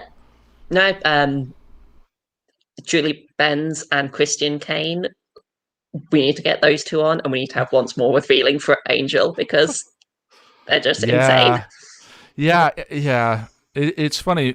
Music, especially by way of Lorne. So one of the things I always remember is Joss says that one of the defining characteristics of musicals is that people always sing the truth. You know, they may lie to each other when they speak, but they sing the truth. And that's the thing about Once More with Feeling, is at the climax of the episode, Buffy sings the truth that she's been hiding from everyone because that's when the truth is kind of exposed. And that carries into Angel, where Lorne reads people and reads the truth or reads them when they sing. And I love that convention as it's repeated over and over. I wonder why they never did a full-on musical Angel episode because of the talent. And Christian Kane. Yeah. Maybe it's because of David Boreanaz's, you know, if his Mandy is accurate to have Boreanaz sit things, perhaps they wanted to avoid that. But well, Sarah points out that would be real funny. Yeah. Well, if he sang every time and people cringed or got upset about it, and he wanted, you could have played it off. You could have played off his inability to sing. Yeah, that could have been fun. All right, well, I appreciate it. Cheers. I need to take a 2-minute break, and then we'll go on. If you guys can just talk amongst yourselves, I'll give you a topic. Never mind, I'll be right back. I'll give you a topic. Nevermind is a great album by Nirvana. I'll give you a topic. The peanut. It's neither a pea nor a nut. Discuss. Nicely done, Tom. It's not nice. And the younger people look at us with like, what are they talking about? I'm not nuts about peanuts. I always know what I'm talking about. What do you mean? You're doing an old Saturday Night Live joke. Oh. I'm too British to say it. Now I feel old. I'm too Brazilian for that. Tried so hard and got so far. But in the end, it doesn't even matter. I'm so verklempt. I had to fall to lose Josh, it. I'm going to be singing that all day now. Thanks a lot. But in the end, it doesn't even matter. It doesn't matter. And nothing else matters. Just listen to the Metallica instead. Trust I seek and I find in you. I mean, nobody has mentioned the guy's Metallica shirt. I did in the rewatch. Yeah. I missed that. Yeah. But I'm not a huge Metallica fan, though, to be honest. I'm average. I like their shirts. I like their songs. I'm not Tom, a I love you, man. person as you. You like, when you like something, you know everything about them. You're a proper music geek person. I just like their songs. Hush, little baby, don't say a word. Never mind that noise you heard. Hush, little baby, don't say a word. Mama's going to buy you a mockingbird. That's the crossover we need. If I die before I wake, I pray the Lord my soul to take. Tom, you warm my cold, dead heart every single time, buddy. Every time. Hi. And Metallica lyrics. Apropos of nothing, someone mentioned 7 Red Bulls and said "R.I.P. my heart" or something like that. I just don't like my heart to get too full of itself. I occasionally, you got to remind it who's boss from time to time. Sarah! Well, that's a little dark. Jack, or Dot, your name is Ian. I'm turning into my aunt who always lists every name before she gets to the right one.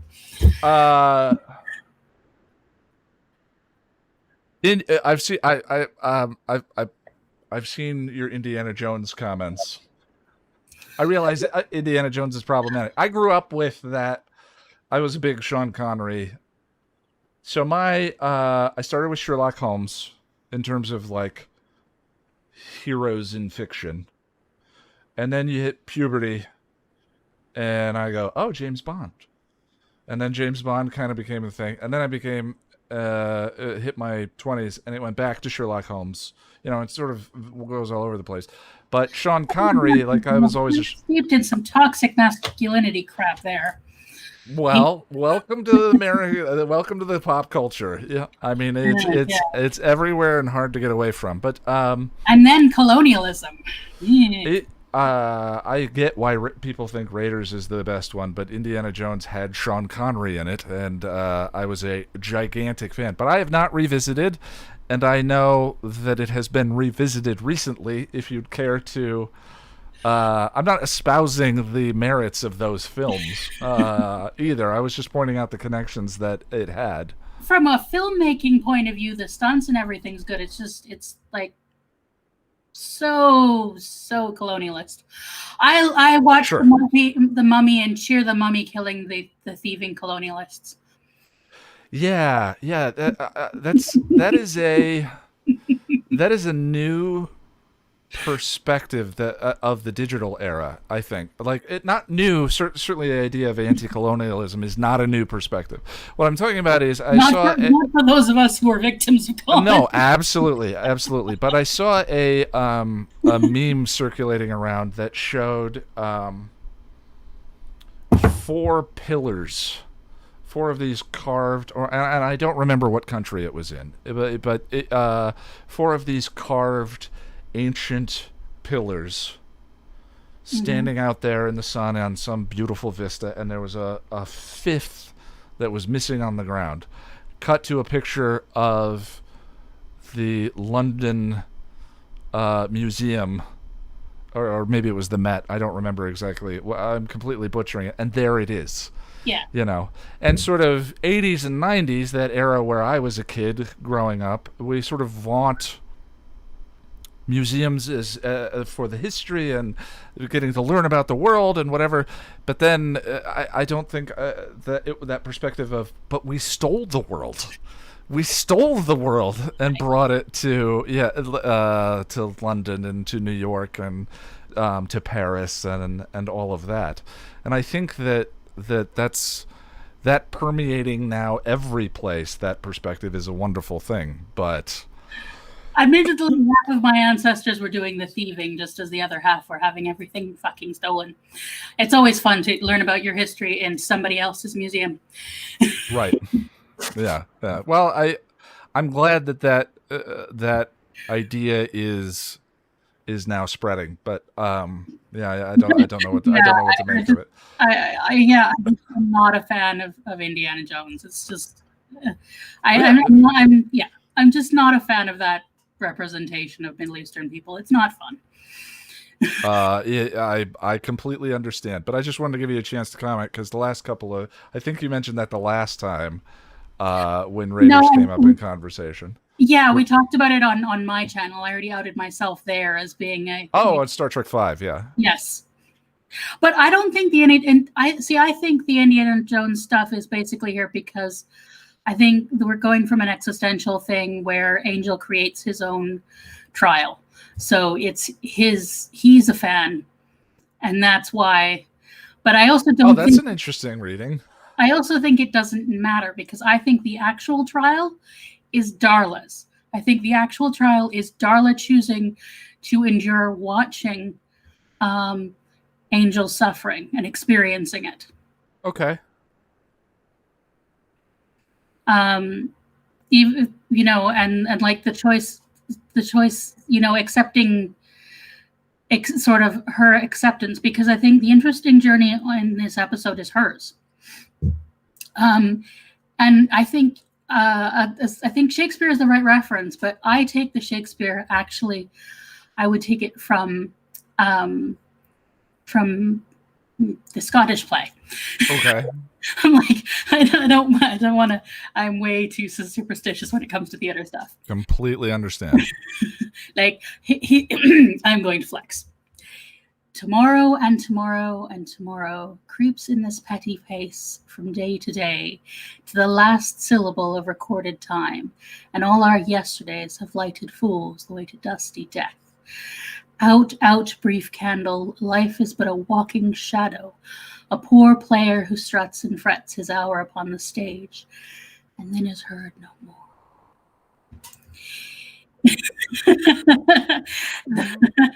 that I think is the reference, because I think then in that story we have the Scottish gentleman is told his future, but he doesn't, he isn't told how it comes about. And he, by trying to make it happen, he makes his own ruin. Interesting. Um, So you're saying this happened, but if the episode is, I see how that applies to Angel, but if are you applying that to Angel or applying that to Darla? Both kind of, but also like Darla is so drawn from Lady M. Yeah, Like, I can see that, of course. She's always been super Lady M. And again, with Lady M, we have she forces him to do stuff, and loses her own sanity in the process. Okay. I'm much less familiar with well, I'm not superstitious. I'm much less familiar with Macbeth than I am the other ones. But yeah, I just happen, I'm a fan of it. And yeah, I think it's, yeah.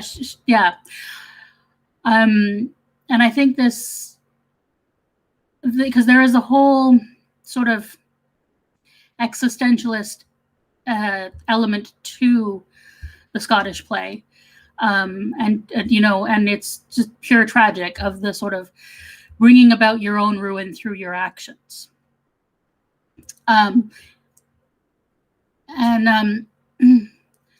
which I think is very Angel as a whole, like bringing your own consequences through your actions. Darla, particularly having made Angel and brought him the girl, like she did everything that that made him the person that staked her. No, I love the parallels. Yeah, I see Lady Macbeth certainly in Darla, and definitely in the relationship between the two of them. Him being sort of not the king of vampires, but a pinnacle vampire of sorts, and her sort of being the I think the relationship parallels there are spot on for sure. I don't think they pay it off well. In the end, because I think the seeds were there. Like there's even the whole thing about having a character that can't be killed. It can only be killed by a very special child.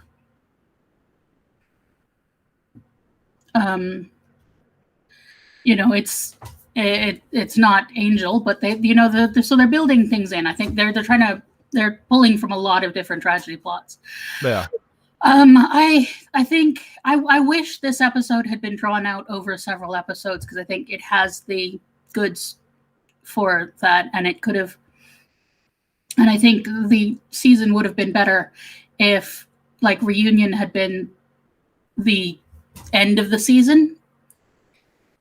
If that had been, if like the closing the doors on the lawyers, or Epiphany, either one. If that had been the end. Epiphany, I agree with. Yeah. Well, I think if it had been Reunion, then we could have had a whole arc building to Epiphany.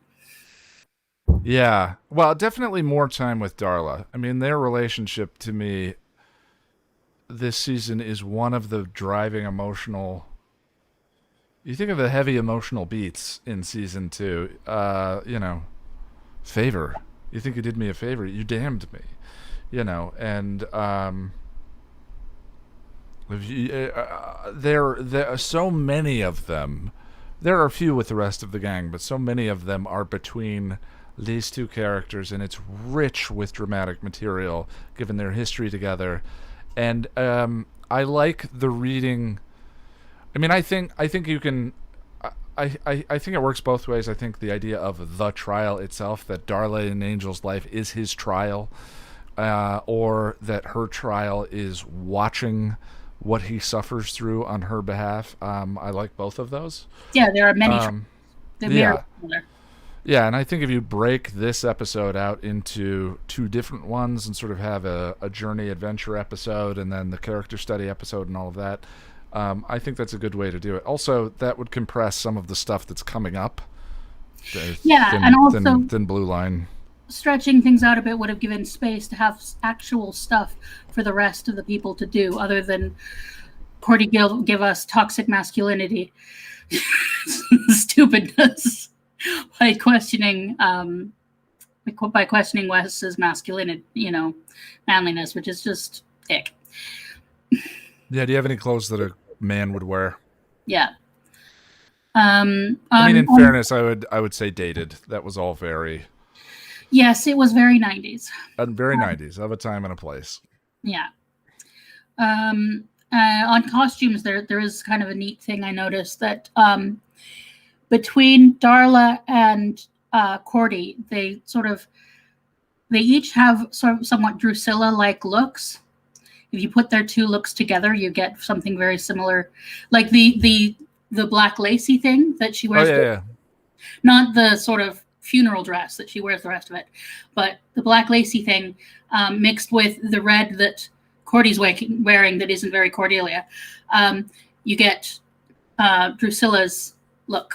And also the hair is vaguely, Cordy's hair is vaguely reminiscent of Drusilla. So I think there's sort of like foreshadowing of Drusilla a little bit. Interesting. But yeah, I mean, I think, and I think this episode essentially plays out the epiphany thing. I think you sort of talked about that and thing, but it actually plays it out, I think, in characters, because we get Darla as the fatalist, who is very much nothing matters, and Angel with the optimism. And the conclusion they come to together is, in that acceptance, is to accept and be hopeful by trying to make meaning of the time. And I like it. I have a bit of existentialist thing to go on, which also feeds into you mentioned in the guide about Jasmine and stuff. So what if we aren't Sisyphus? Okay. What if, thought experiment, we are the rock? Okay. And Sisyphus is the story we tell ourselves about how we are moving up the hill. That's very, that's almost very Buddhist. That's much more of a be versus action inversion, which I like. Well, it's the thing is we find ourselves in the moments that we find ourselves, and we tell ourselves the meaning of, we create for ourselves the meaning of what the meaning is in our moments. It like, and I think identity is very much the story that we tell about ourselves. So in terms of the Jasmine thing, like I think the fact that all the decisions led to her arriving doesn't mean that it was a plan. Okay. Because I think what's happening there is Jasmine has created a story out of the incidents that have happened and is telling it. Either she's told Skip the story, or he's making it up to make that mean that that these were decisions she made. But that doesn't mean that they were, that there actually was a plan.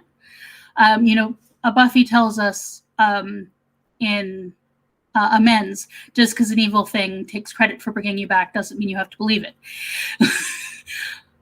So I think like the retcon, I think we can look at that as kind of a retcon. Like she is taking the experiences that have happened and making a meaning out of them, the way that we do in our lives every day. I mean, that is how we make our identity. We are in the moments that we are, and we make a story out of our memories to make it have a meaning.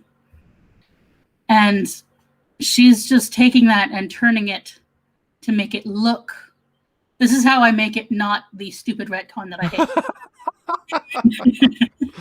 Yeah, no, I see where you're going with it. I love that interpretation. I think, and I love the connection to An Evil Thing tells you this and you just believe it, because that's a great way of using Buffy to call out all of us for, I think that's a testament to the drama of that moment, Skip's costume design, and sort of the folksy performance of that actor, all blending together to sell that lie or the story, the interpretation of the events that he does in that scene very well. Because I also don't think the writers actually planned it ahead. I think they're no, I don't think they did either. saying, "Oh yes, all these things they make sense." Yeah, so I think I just headcanon that is what Jasmine is doing. Yeah, when I watch Jasmine, It Grows at Night in this episode, or Jasmine, It Blooms at Night, it's yeah, they were dropping breadcrumbs. That doesn't mean it's hard to it doesn't mean they had the entire structure in their heads, but it's hard to believe that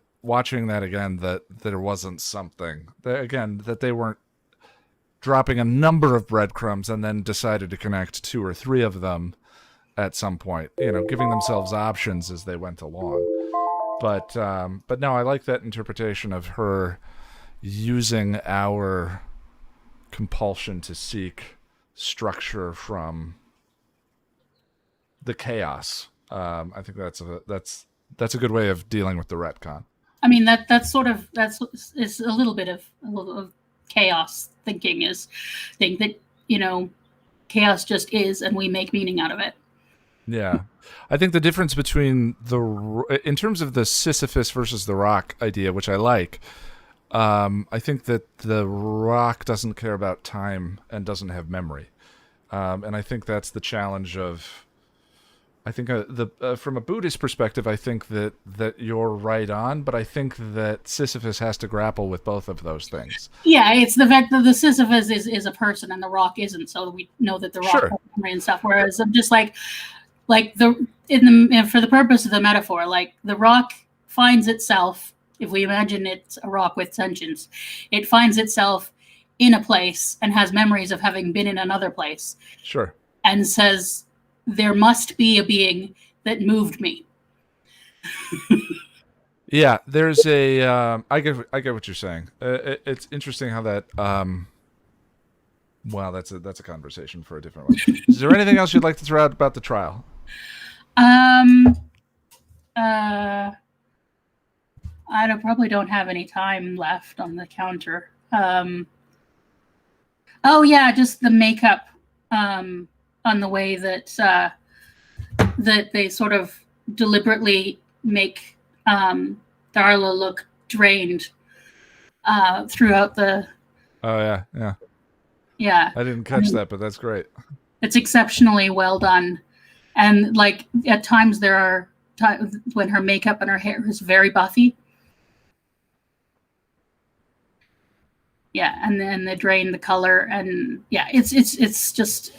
There's a lot. Reminds me of the use of the leeches in Darla, too. That I think is really cool commentary. How that all sort of ties together.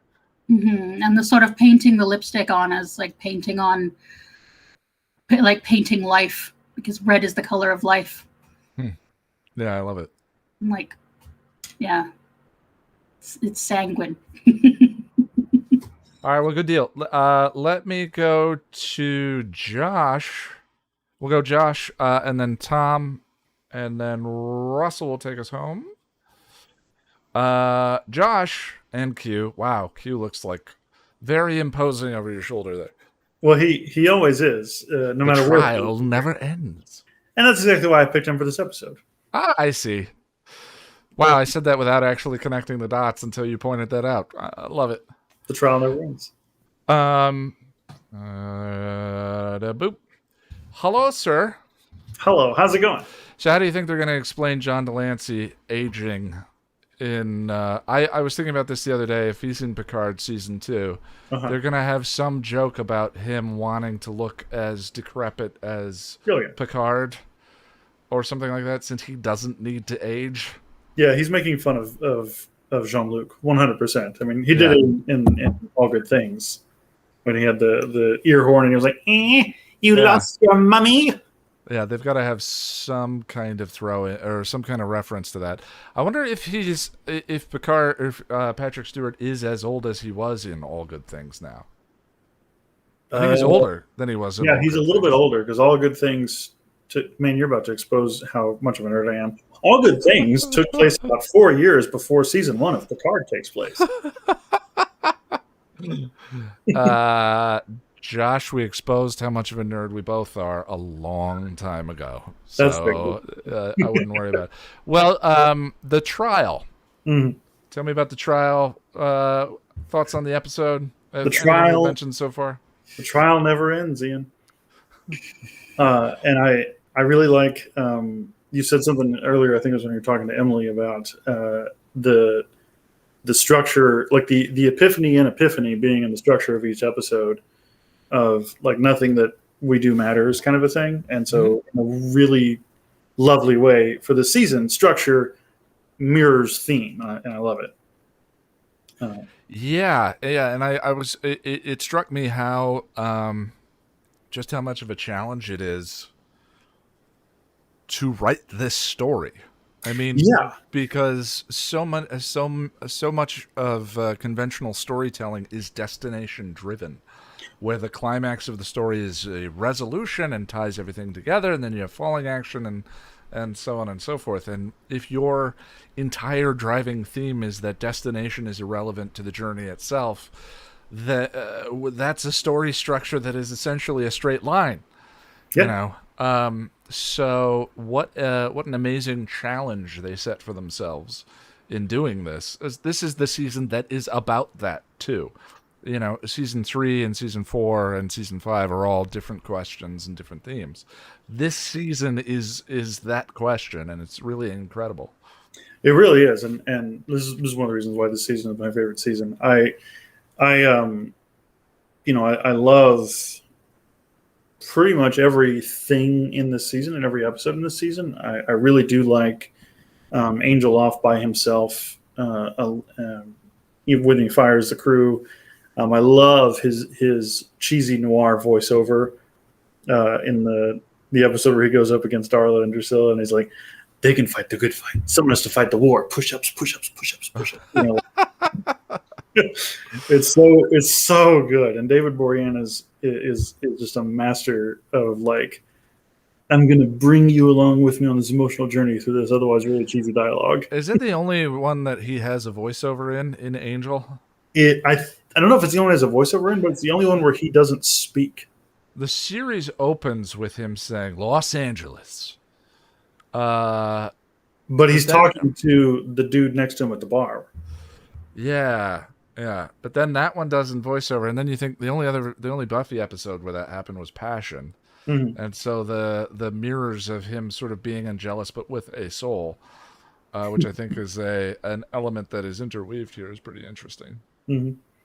So I really do like what it reveals about Angel's character. I really do like. I also definitely like putting the team off on their own, and not for the same reason. Like I don't feel like they were shortchanged at the beginning of the season, because I guess I'm okay with the focus being on Angel. Sure. Yeah, it's an interesting question, right? Like, are we obligated to spend time with those characters? I think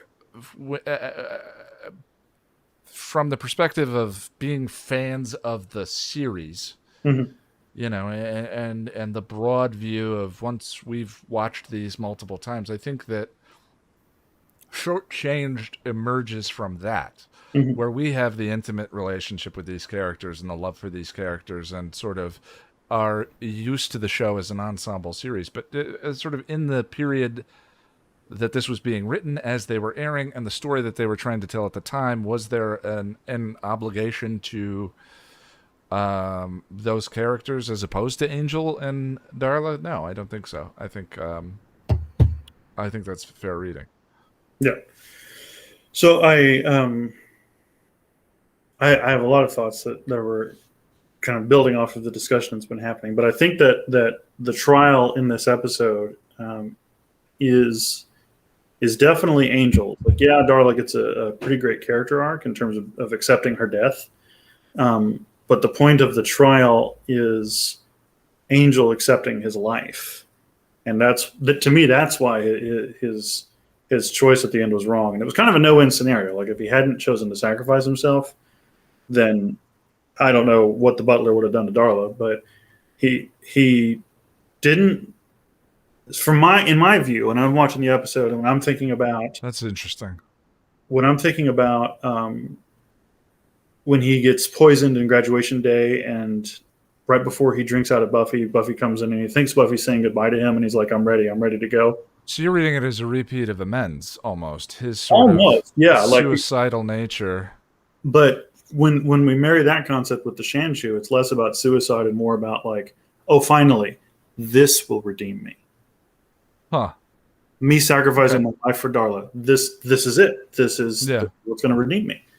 And so he, to me, that's why it was the wrong choice. It's because he hasn't accepted that his life needs to progress in order for him to make meaning out of it. He thinks his death is going to be what makes meaning out of it. So the trial never ends. And if nothing we do matters and thus the only thing that matters is what we do, and if this trial is made up of nothing but fighting and suffering and meaninglessness, then this whole episode is about Angel needing to accept that this is what redemption looks like.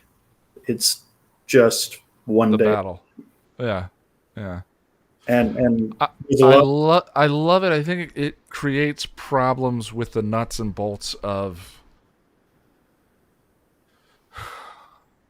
the quest itself. And his I don't know, I'm trying to headcanon the problems that I think it creates before I'm even saying what I think those problems actually are. Keep talking.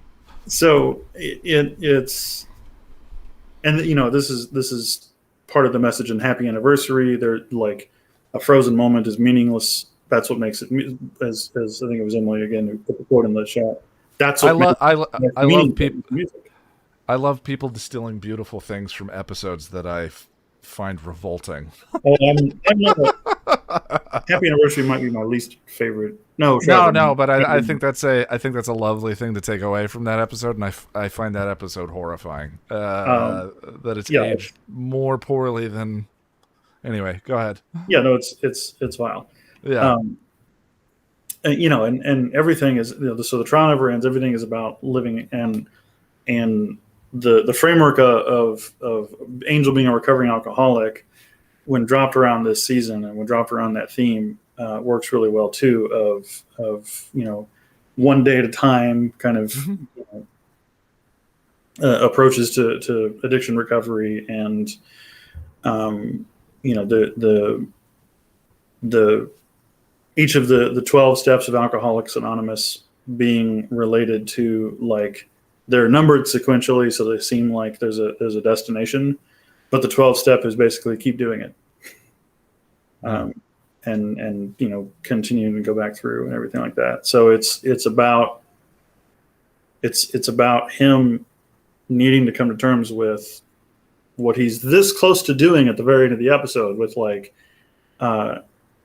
it's about how we live our lives, not about how our lives end. Did you ever, I don't know if you've watched the top 10 video I did that included Epiphany, but have you ever watched, did you ever watch Elementary?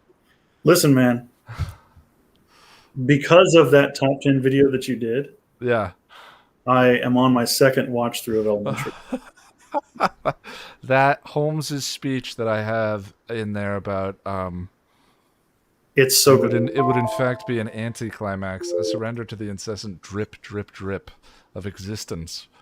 It's to me, yeah, and that speech and the way it ties together Angel's journey in this season, I think, is completely fascinating and brings together the elements of philosophy and recovery and redemption and all of that. I get chills, melancholy chills as a recovering alcoholic myself, whenever I think about all of those things sort of coming together. But that, as you were talking, that speech obviously just popped into my head of, and I love Elementary. It's so good, and same as as a recovering addict, it's essential television for me. And so is existentialism, and so is absurdism. So I will. It's been a while, Sarah, since we've been here, but I will disagree with Sarah. I feel like Sarah and I have been agreeing on a lot of points in recent rewatches. But we talk about how when I first joined the Patreon Hangouts, when we first got to know each other, I was disagreeing with her a lot. Isn't that amazing? We've all gotten to know each other by doing this. The internet is weird. Sometimes I find the internet terrifying and horrifying, more often than I do anything else. But the existence of this group and this community and the people, to the fact that I know names, screen names from the people watching and have a sense of their personality, and we've never met in person, is kind of miraculous. But anyway, you said you were going to disagree. I really enjoy. One of the few things about season 4 that I enjoy is Skip's reveal about how Jasmine, orchestrated a lot of events in the series to bring herself into being. And I take a Watsonian viewpoint of it. I accept it based on the evidence presented in the show and the lack of contravening evidence. To me, there's no evidence that Jasmine's lying. Her being evil, it is not evidence enough in my view. And the first evil, taking credit for bringing Angel back, was, in my view, like there is evidence against that in the course of the rest of Buffy season 3 and over the course of Angel. So, well, the first, to me, I always read that as the powers are the ones that brought him back very clearly in that season. I completely agree with what you're saying, Boris, as well. And I think that's the key point. I think that Jasmine orchestrating events doesn't fly in the face of the philosophy of the show, because it's not straight existentialism, it's absurdism, which does allow for a faith-based solution to life, which does allow for the presence of divinity and deities.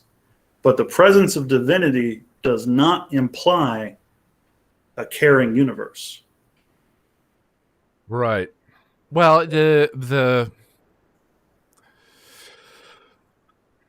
I'm gonna have to think about this a little bit. I like it. You and Sarah are both coming up with explanations for the retcon that contrast each other, but I think both work.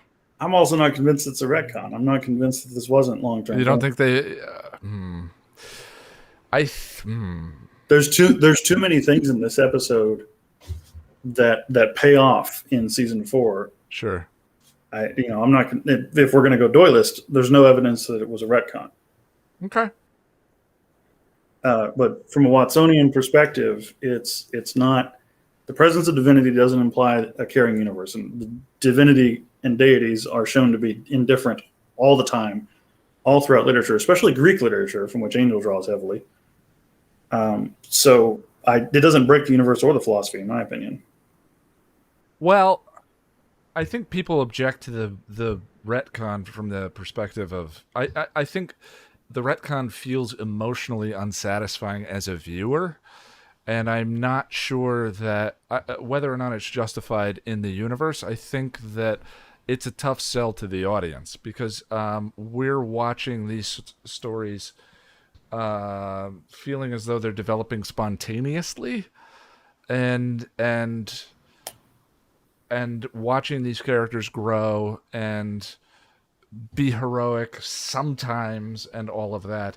And the idea of that retcon and it all sort of being planned and lends a shade of irrelevance to not only the journey of the characters in that it was all fated to begin with, but I think for us as the viewers, it feels to me like it's unsatisfying storytelling.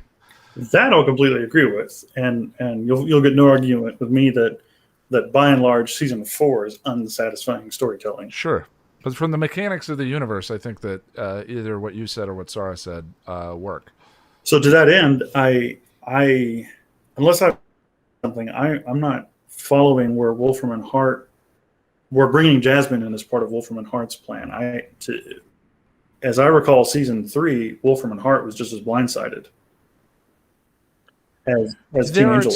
there are times when they seem completely blindsided, as in Apocalypse Now-ish and stuff like that, and there are times when their actions seem to be directly serving bringing Jasmine back, and they're the ones who brought Darla back, but they're not the ones who sent them to trial. Holland says that what he must do is save her soul. Now, whether or not Holland thought that meant he was going to turn her, or he was going to create the opportunity for her pregnancy, it doesn't seem clear to me. They don't clear up what Holland's driving motivation was. If your interpretation was just turn her outright, I think that's interesting. I think that, and then Jasmine is sort of behind the scenes. They do clarify it when Holland says it's unclear whose side he's going to be on in the apocalypse, and we want to keep it as unclear as we can for as long as we can.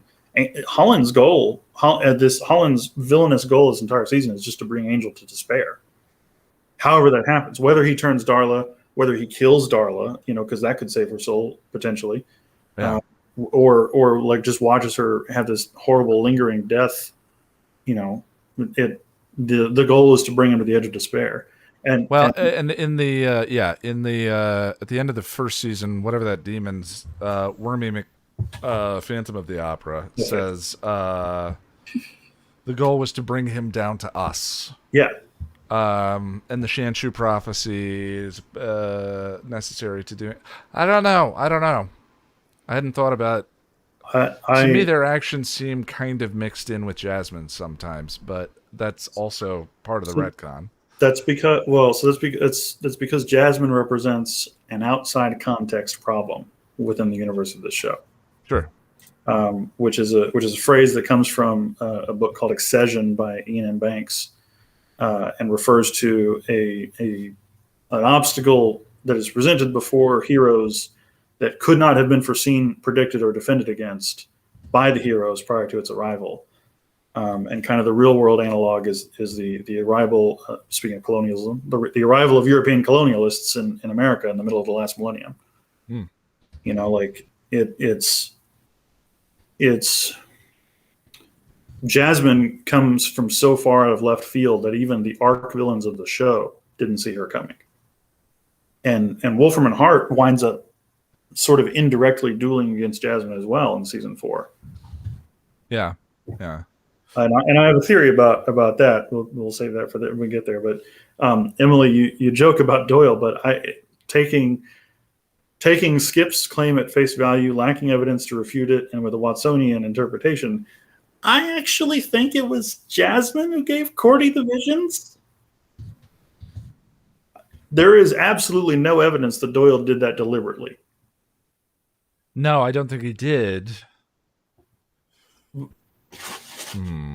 My head's breaking. There's too many details. like the characters drew the conclusion that Doyle did it deliberately. There's no evidence to support that. And even the oracles speak about it passively as if they didn't see it coming. Like another door has opened. Yeah, that's valid, Emily. That's valid. I like it, Emily. Well, I do need to move on, bud. Is there anything else you want to throw out about the episode before I do? The trial never ends. The trial never ends. That was a difficult admission. Sorry, stop with the Q impression, Ian. Nobody cares. It's not a Star Trek group. Russell. Thanks, Josh. Russell, sir, are you there? Am I here now? You are here now. How's it going? It's going good. How are you doing? I'm good. You need to stop apologizing to me for the upcoming conversation about Into the Woods. I'm looking forward to it. I'm looking forward to it too. In fact, I've done more studying on that episode than I did the trial. And Into the Woods is going to be a, we'll say, challenging conversation for everyone. I may just do an extra long stream on that day and just sit here, and people are free to come and go as they please. I think it's a tall ask to ask everyone to sit here the entire time for a restless length conversation. But, you know, we all have things to get off our chests about Into the Woods. And if I need to, I'm sitting in a recliner now. I'm not at a desk. So we can put that to good use maybe for that stream. I'll think about it with Jack and Sarah before that one comes along. But anyway, I just wanted to say I've seen your comments here and there. And don't worry, bud. I'm up for the conversation. Okay. Before I get into the trial, I missed the last stream because I had to go to work early. Sure, we were talking about Shadow, I think? Yeah, no, listening to Fear. I just had a few things to point out on that. Okay. Something that you mentioned in the review that I hadn't considered, that Ben killed 6 people. Yeah. Yeah. I don't think you're the only one that hadn't considered that. I didn't really think about that until I wrote that episode guide, and I think it's because Chuck doesn't care about that either. I think that's why we all forget that. But it's never brought up, so he's never exposed for it. That's why he gets a free pass. Yeah, that's what I mean. That's what I mean. Absolutely. Chuck, the writer, creator, and controller of all of our perspective, didn't care about those 6 people. And the thing that's crazy that I couldn't talk about in that episode guide is that it's later shown that they can be cured. Willow cures Tara later in the story. And so they died even more needlessly. And then I think it was Boris points out that Giles kills Ben, dooming those people presumably to what Glory did to them. So yeah, that season's treatment of all of that is an issue that I thought was worth mentioning. At the same time, though, Willow expended a lot of magic to restore Tara. Sure. And doing that to Glory. I doubt that she'd have that much power to cure literally everyone that she made insane throughout the course of season 5. Well, I mean, why don't we get her a Gatorade and some orange slices and see what happens? That's all I'm saying before we strangle Ben to death. But anyway, I just wanted to throw that quick note out there. The trial. All good, bud. You know, every time I watch the trial, I'm reminded of the trial Spike goes through in season 6, the finale. And you know me, I'm a Seed of Identity soul person, and I think it's interesting that the price for a life is a cost of a life. And I wonder who these, these people represent.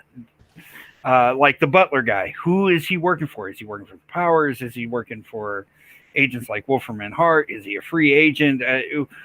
Where do these guys stand in the fight? Like the demon that gives Spike his soul back. Where do they stand? Or Skip, before the Jasmine arc. Where did he stand? I mean, he was a guardian keeping prisoners in a... Yeah, Skip's watching Billy right now. Yeah, so I mean, before Jasmine, where do they initially stand? I've always thought about that. I guess there's no answer to it, but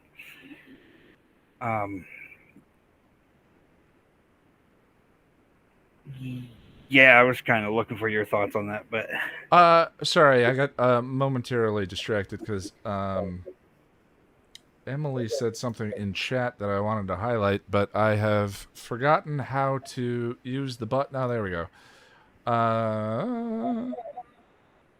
Emily said, I think you have to treat it the same way as why doesn't Willow just re-ensoul every vampire instead of staking them, in terms of the mental illness in... and again, mental illness, if people want to argue with me about that, there's such a thing as coding.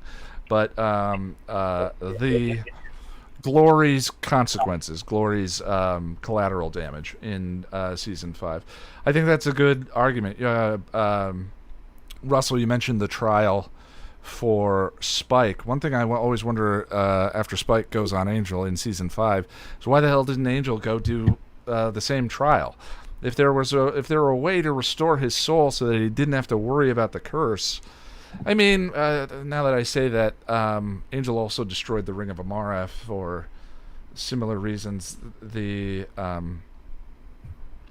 He believes that he needs a redemption that Spike and he have an argument about in Damages, so never mind about that. But either way, I think there are consistency questions throughout the show, and Willow restoring the mentally ill is not the only one of them.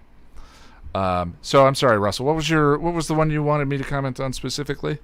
Oh man, now I lost my train of thought. I apologize. I just thought that Emily's thought was definitely worth highlighting. Let's see. I was talking about the parallels between Spike getting his soul, and I just thought that it was interesting. The cost for a life, or cost to earn a life, is to take a life, or to at least offer your life, sacrifice it. Because Angel didn't necessarily die here, but he didn't know that at the time that he said, "Go ahead and shoot me with the stakes." You know. Yeah. Well, and bringing Darla back cost 5 vampires. At the end of season 1, it makes sense. I think the Josh's argument is that the powers that be. Josh has made an argument earlier on that the powers that be are deliberately sending Angel messages, or deliberately sending Team Angel visions that are trying to highlight the issue with his perspective, what he's doing, what the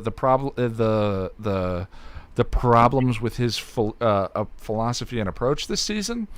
And I think that reading would point towards this quest and all of that being sort of powers that be driven, because of his conversation with Angel at the end of the episode, talking about the value of his life and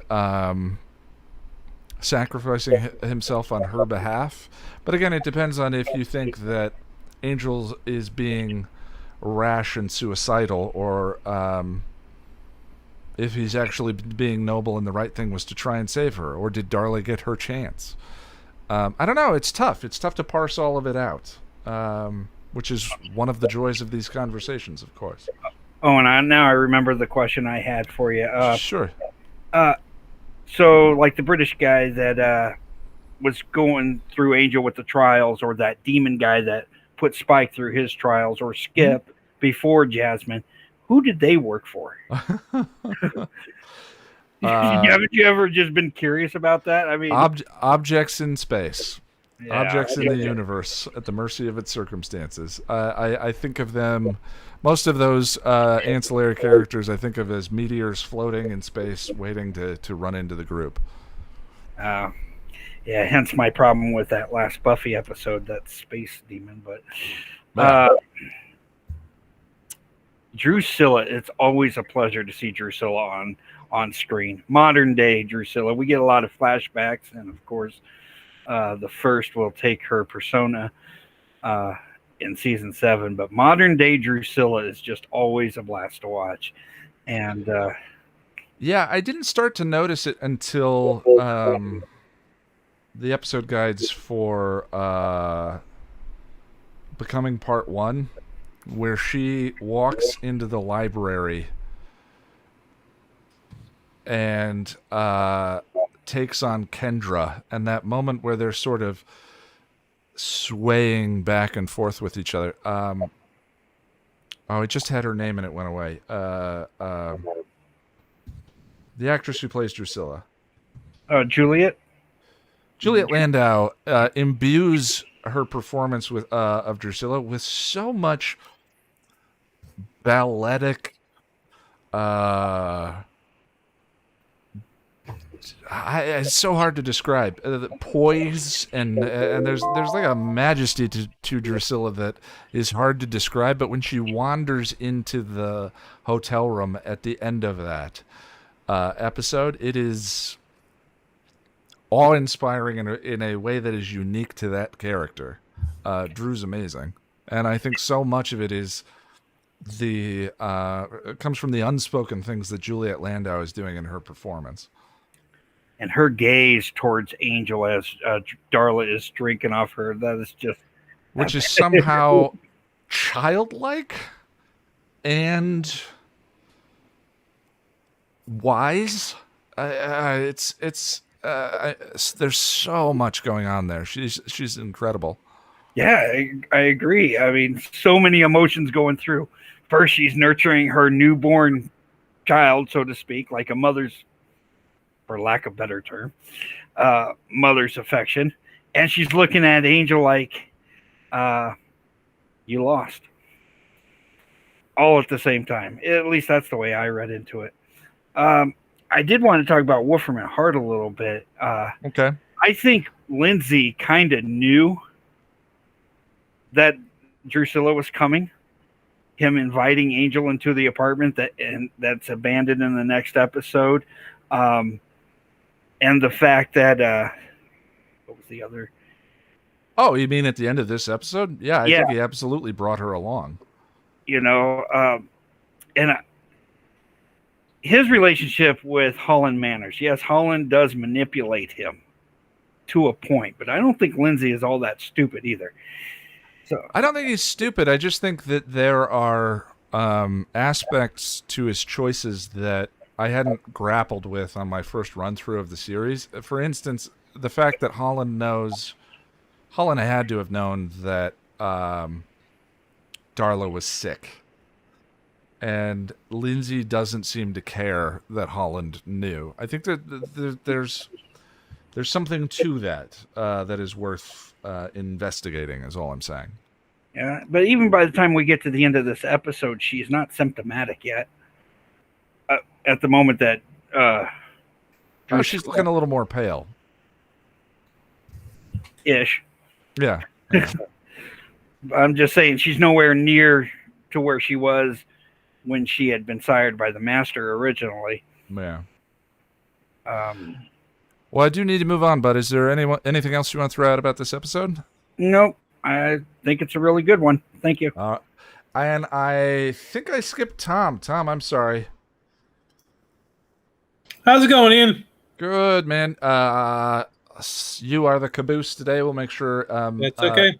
If you want to talk about Into the Woods in 2 weeks, definitely you can start out that lovely conversation. I love this episode. One of the things I love about it is so dense. There's a lot going on. That's for sure. It's 42, 43 minutes, whatever. Yeah. And maybe 2 minutes of it could disappear and you wouldn't miss it. But other than that, maybe one of the trials. Make it 2 trials instead of 3. But I think all the trials are. But they all. When I started thinking about its kind of mathematical opposite, which I would call Where the Wild Things Are, where only maybe about 2 or 3 minutes of Where the Wild Things Are it has any meaning at all. Yeah, it's funny. That was a good comparison because I was thinking about. I talked in the Into the Woods guide about the Behind Blue Eyes effect. The scenes that are in those, for lack of a better term, less consequential episodes, or less beloved episodes, but are beloved moments within those episodes that people think about. Oh yeah, remember that bit in the coffee shop where Giles was singing? What episode was that from? And then you watch Where the Wild Things Are and go, oh, that's in this one? This episode feels like it's almost composed entirely of moments like that maybe belonged in different... Sarah mentioned the idea of this being 2 or 3 parts or being broken out a little bit more. That makes sense to me because it does feel like... Jack and I were arguing about the value of consistency of flavor. Right. So the contrast to me is like Shroud of Ramon versus Are You Now or Have You Ever, right? When I think about favorite episodes or great episodes, sure, they have a continuity of flavor through them. This one does not have that continuity, but all of the stuff that is here is a lot of fun. But it leaves me feeling like an episode that is assembled of behind blue eyes moments. Yeah, where I don't necessarily remember what episode they're from ever. Yeah, I kind of agree with, I think it was Sarah E, who said that it would have been better to expand this one into multiple episodes. Mm-hmm. And my thought was I would have been happy with it to be 2 episodes, and then we could drop Happy Anniversary. Yeah, again, there's a run from... There was nothing I can't remember anything in Happy Anniversary that was worth keeping that couldn't have just been dropped into another episode. Yeah, it's a symbol backwards story. Yeah. The symbol leading the episode itself. Yeah, I mean, for me, Thin Red Line or Thin Blue Line, whether or not that episode every episode has redeeming values, but there are there are no duds up to this point. I don't think. I mean, Shroud of Ramon is fun. Yeah. That Guys Will Be Guys is fun. I think but I wouldn't call those duds. They're breather episodes, but right. Most of the duds in this season come from the run from here to from Reunion to Epiphany. Right. And I think some of the fixes are the things that you guys have described. Mm-hmm. But unlike Happy Anniversary, all the other ones I find enjoyable in some way. I enjoy a lot of Blood Money.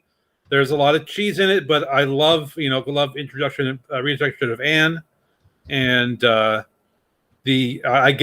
do get a kick out of the party, just that whole cheesy thing in the party. Yeah. Boone and Angel, that kind of. It's a trope. It's a very tropey relationship. The two guys who have a history of and they every time they get together they fight, but they don't really hate each other, but they just trying to figure out who's better. He's a really interesting addition to the lore. I like him, and I honestly don't think he's definitely unique to Angel. Including he reminds me of Electric Powers woman, Gwen. Yeah, he reminds me of Gwen. Every once in a while, Angel comes up with those things that feel unique and specific to the Angel verse, as opposed to the Buffy verse as a whole. Right. And he's definitely one of those. Yeah. And I would love just to have a recording of Julie Benn singing that song. Yeah. I mean, they should put out an Angel album, They should. I mean, there is an Angel album, but it's all the orchestral stuff. Yeah, I'm talking about, Julie singing, Lindsay the covers. singing, all the covers, the gang singing "We Are the Champions." I mean, what's better than that? Pretty as a picture. Yeah. Yeah, I definitely would drop some money for that for sure. Yeah. And as everybody else said, Juliet Landau, Drusilla coming back, I just love the shot of her kind of the way they've done it before. The way she moves, she's kind of floats. Yes, it looks like she's floating into the. I felt that way when she comes into the library in Becoming Part 1. Yeah, she has an air to her performance that is just not present. I mean, it is unique and specific to what she's doing. Right. That really makes Drusilla fascinating. Yeah, I think the first time I kind of noticed that was at the end of What's My Line Part 2, when she's carrying Spike out of the burnt church, and it's kind of had this hammer horror movie shot of Drusilla. Well, he always looks to me like he's on wires in that Yeah. scene, which he Yeah. had to have been in order for Sure. her to carry. But yeah, as just a that kind of- byproduct of Yeah. him being smoothly moved along, it did create that look to her, and maybe Yeah. that was an accident that they decided to run with. But yeah, that scene always stood out to me for the same reason as well. And I also wanted to mention, because we talk about how some of this stuff hasn't aged well because of it was 90s attitude, and I kind of object to that because I'm thinking more 70s 80s attitude, because that's when most of the writers grew up. Yeah, and that's their, and trust me, I was there. I was an adult all through the 80s, and I was a teenager most of the 70s. I mean, I think what we were talking about is like, it's not that the 80s and 90s spawned those philosophies, or rather the I really hate the word problematic anymore, but the those things that we sort of have to out, or we choose to out as a part of these conversations.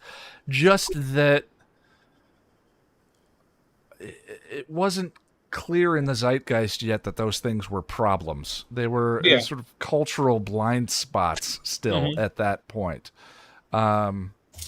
Wherever they came from, I don't think the 80s and 90s spawned them.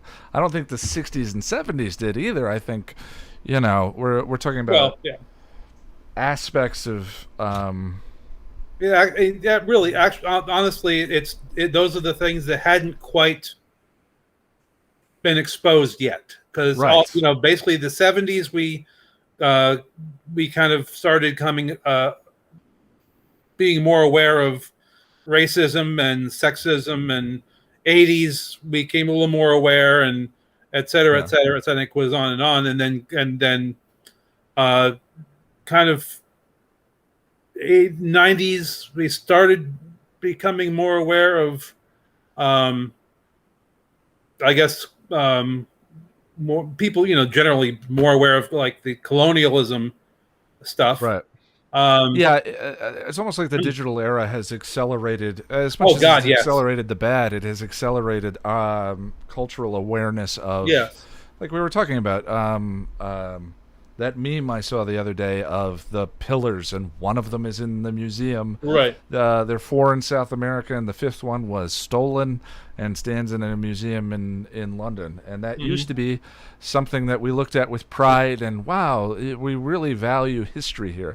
But if we value it, why did we steal it? Like there's a...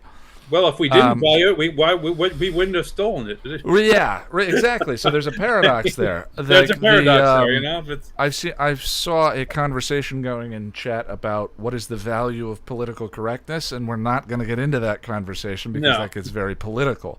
Therein lies madness. I think that the idea of cultural sensitivity and the way that language disenfranchises people or enables people or whatever is a conversation that has massively accelerated in the digital era, which Buffy was right on the cusp of.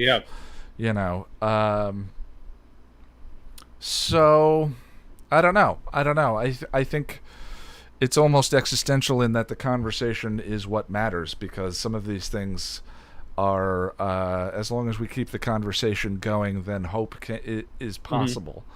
As opposed to banning one thing or the other. But I don't know. And on the other hand, I get what you're saying. I don't think I wouldn't blame the 80s and 90s for this. I'm just saying, like, these particular blind spots, I think Buffy was sort of on the crest of those things being exposed and beginning to go away, and whatever our blind spots are now, we'll be talking about in 20 years as, I can't believe I said that thing. And on the other end of the morality scale, I love Cordy's hair in this one.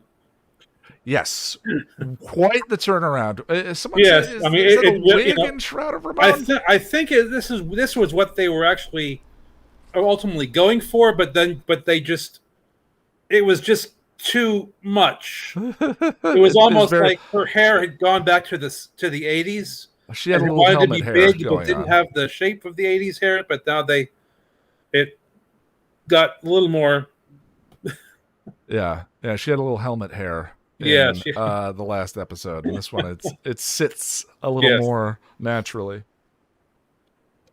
All right, bud. Well, is there anything else you want to throw out about the That's episode? it. I think we're good. All right. Well, did I get to everyone? So, are we doing 2 weeks from today? Is 2 weeks from today is Into the Woods. I have no idea how that's going to work. Jack, Sarah, and I will discuss. The guide itself is 40 freaking minutes long, so I don't know if we want to do if I do a commentary rewatch on that and just kind of explain how that guide came about. It might be a 2-hour bit before we start talking. So I don't know. I don't know exactly how we want to handle that. If we want to give everyone 15 minutes, people just say what they want to say, drop out, and I just hang in with everyone until everyone has had the therapy they require to get through their feelings about Into the Woods. Hey, if that's what you need from me, I'm here for you. But I need to chat with Team Passion of the Nerd in order to figure out what we can get done for those. And who knows? Maybe it'll be 10 minutes of thank God Riley's gone. I like the music at the end. High five. I don't know. But the Restless, what did we did? Restless in 2 parts? Oh, we did the first 2 dreams and we did the last 2 dreams. Right. Yeah, I don't think Into the Woods is going to be able to be broken down into those pieces. So we may just have to go and see what happens. But I am more than willing to be sitting here for as long as the conversation goes, but I think that's a tall ask for people for whom it's 2 a.m. or 5 a.m. Honestly, Ian, I don't think Into the Woods. Your thing was great, but I don't think the episode deserves more than 10 minutes per person, 10 people maybe. So, well, someone brought up a concern about it the last time, but I think that was before I did the episode guide. So, the one constant that the one regular constant comment I've seen on that episode guide is, "Oh my God, this was so cathartic. You said everything I felt but couldn't put words to." I don't rant very often, but when I do, it's 40 minutes long and has music. So I don't know. Maybe that got it out of the way for people. We could just play it by ear. But anyway, yeah. So I'm working on a weird little Buffy music video right now to Que Sera Sera and Reunion, which will probably be the last episode guide done before we officially pass me in these conversations. So that'll be neat. I'll have all of my commentary will be new, in addition to everything that you guys say. Also, there will be a conversation about, you guys bring up a ton of smart stuff. And some of that stuff is inevitably, I think, going to end up in videos. So these replays will be linked and sourced in all future episode guides after. I'm just going to catch all source these conversations in every episode guide when we're done. And if there's something specific someone said, then maybe I'll chat with you guys directly. But there's just no way around it because it is what it is. Sorry, you're muted. By the way, your Into the Woods left me speechless. In a good way? I hope. Like you said everything. I had nothing left to say. Okay. Yeah, Tom's laughter there is appropriate. Well, maybe that bodes well for the conversation in 2 weeks, where I squeezed that sponge dry, and we can all just take a breath and celebrate the future to come. Although I know there are a couple of you, Russell, for instance, who there will be specific things that people disagree with that I said in there, and I'm looking forward to it.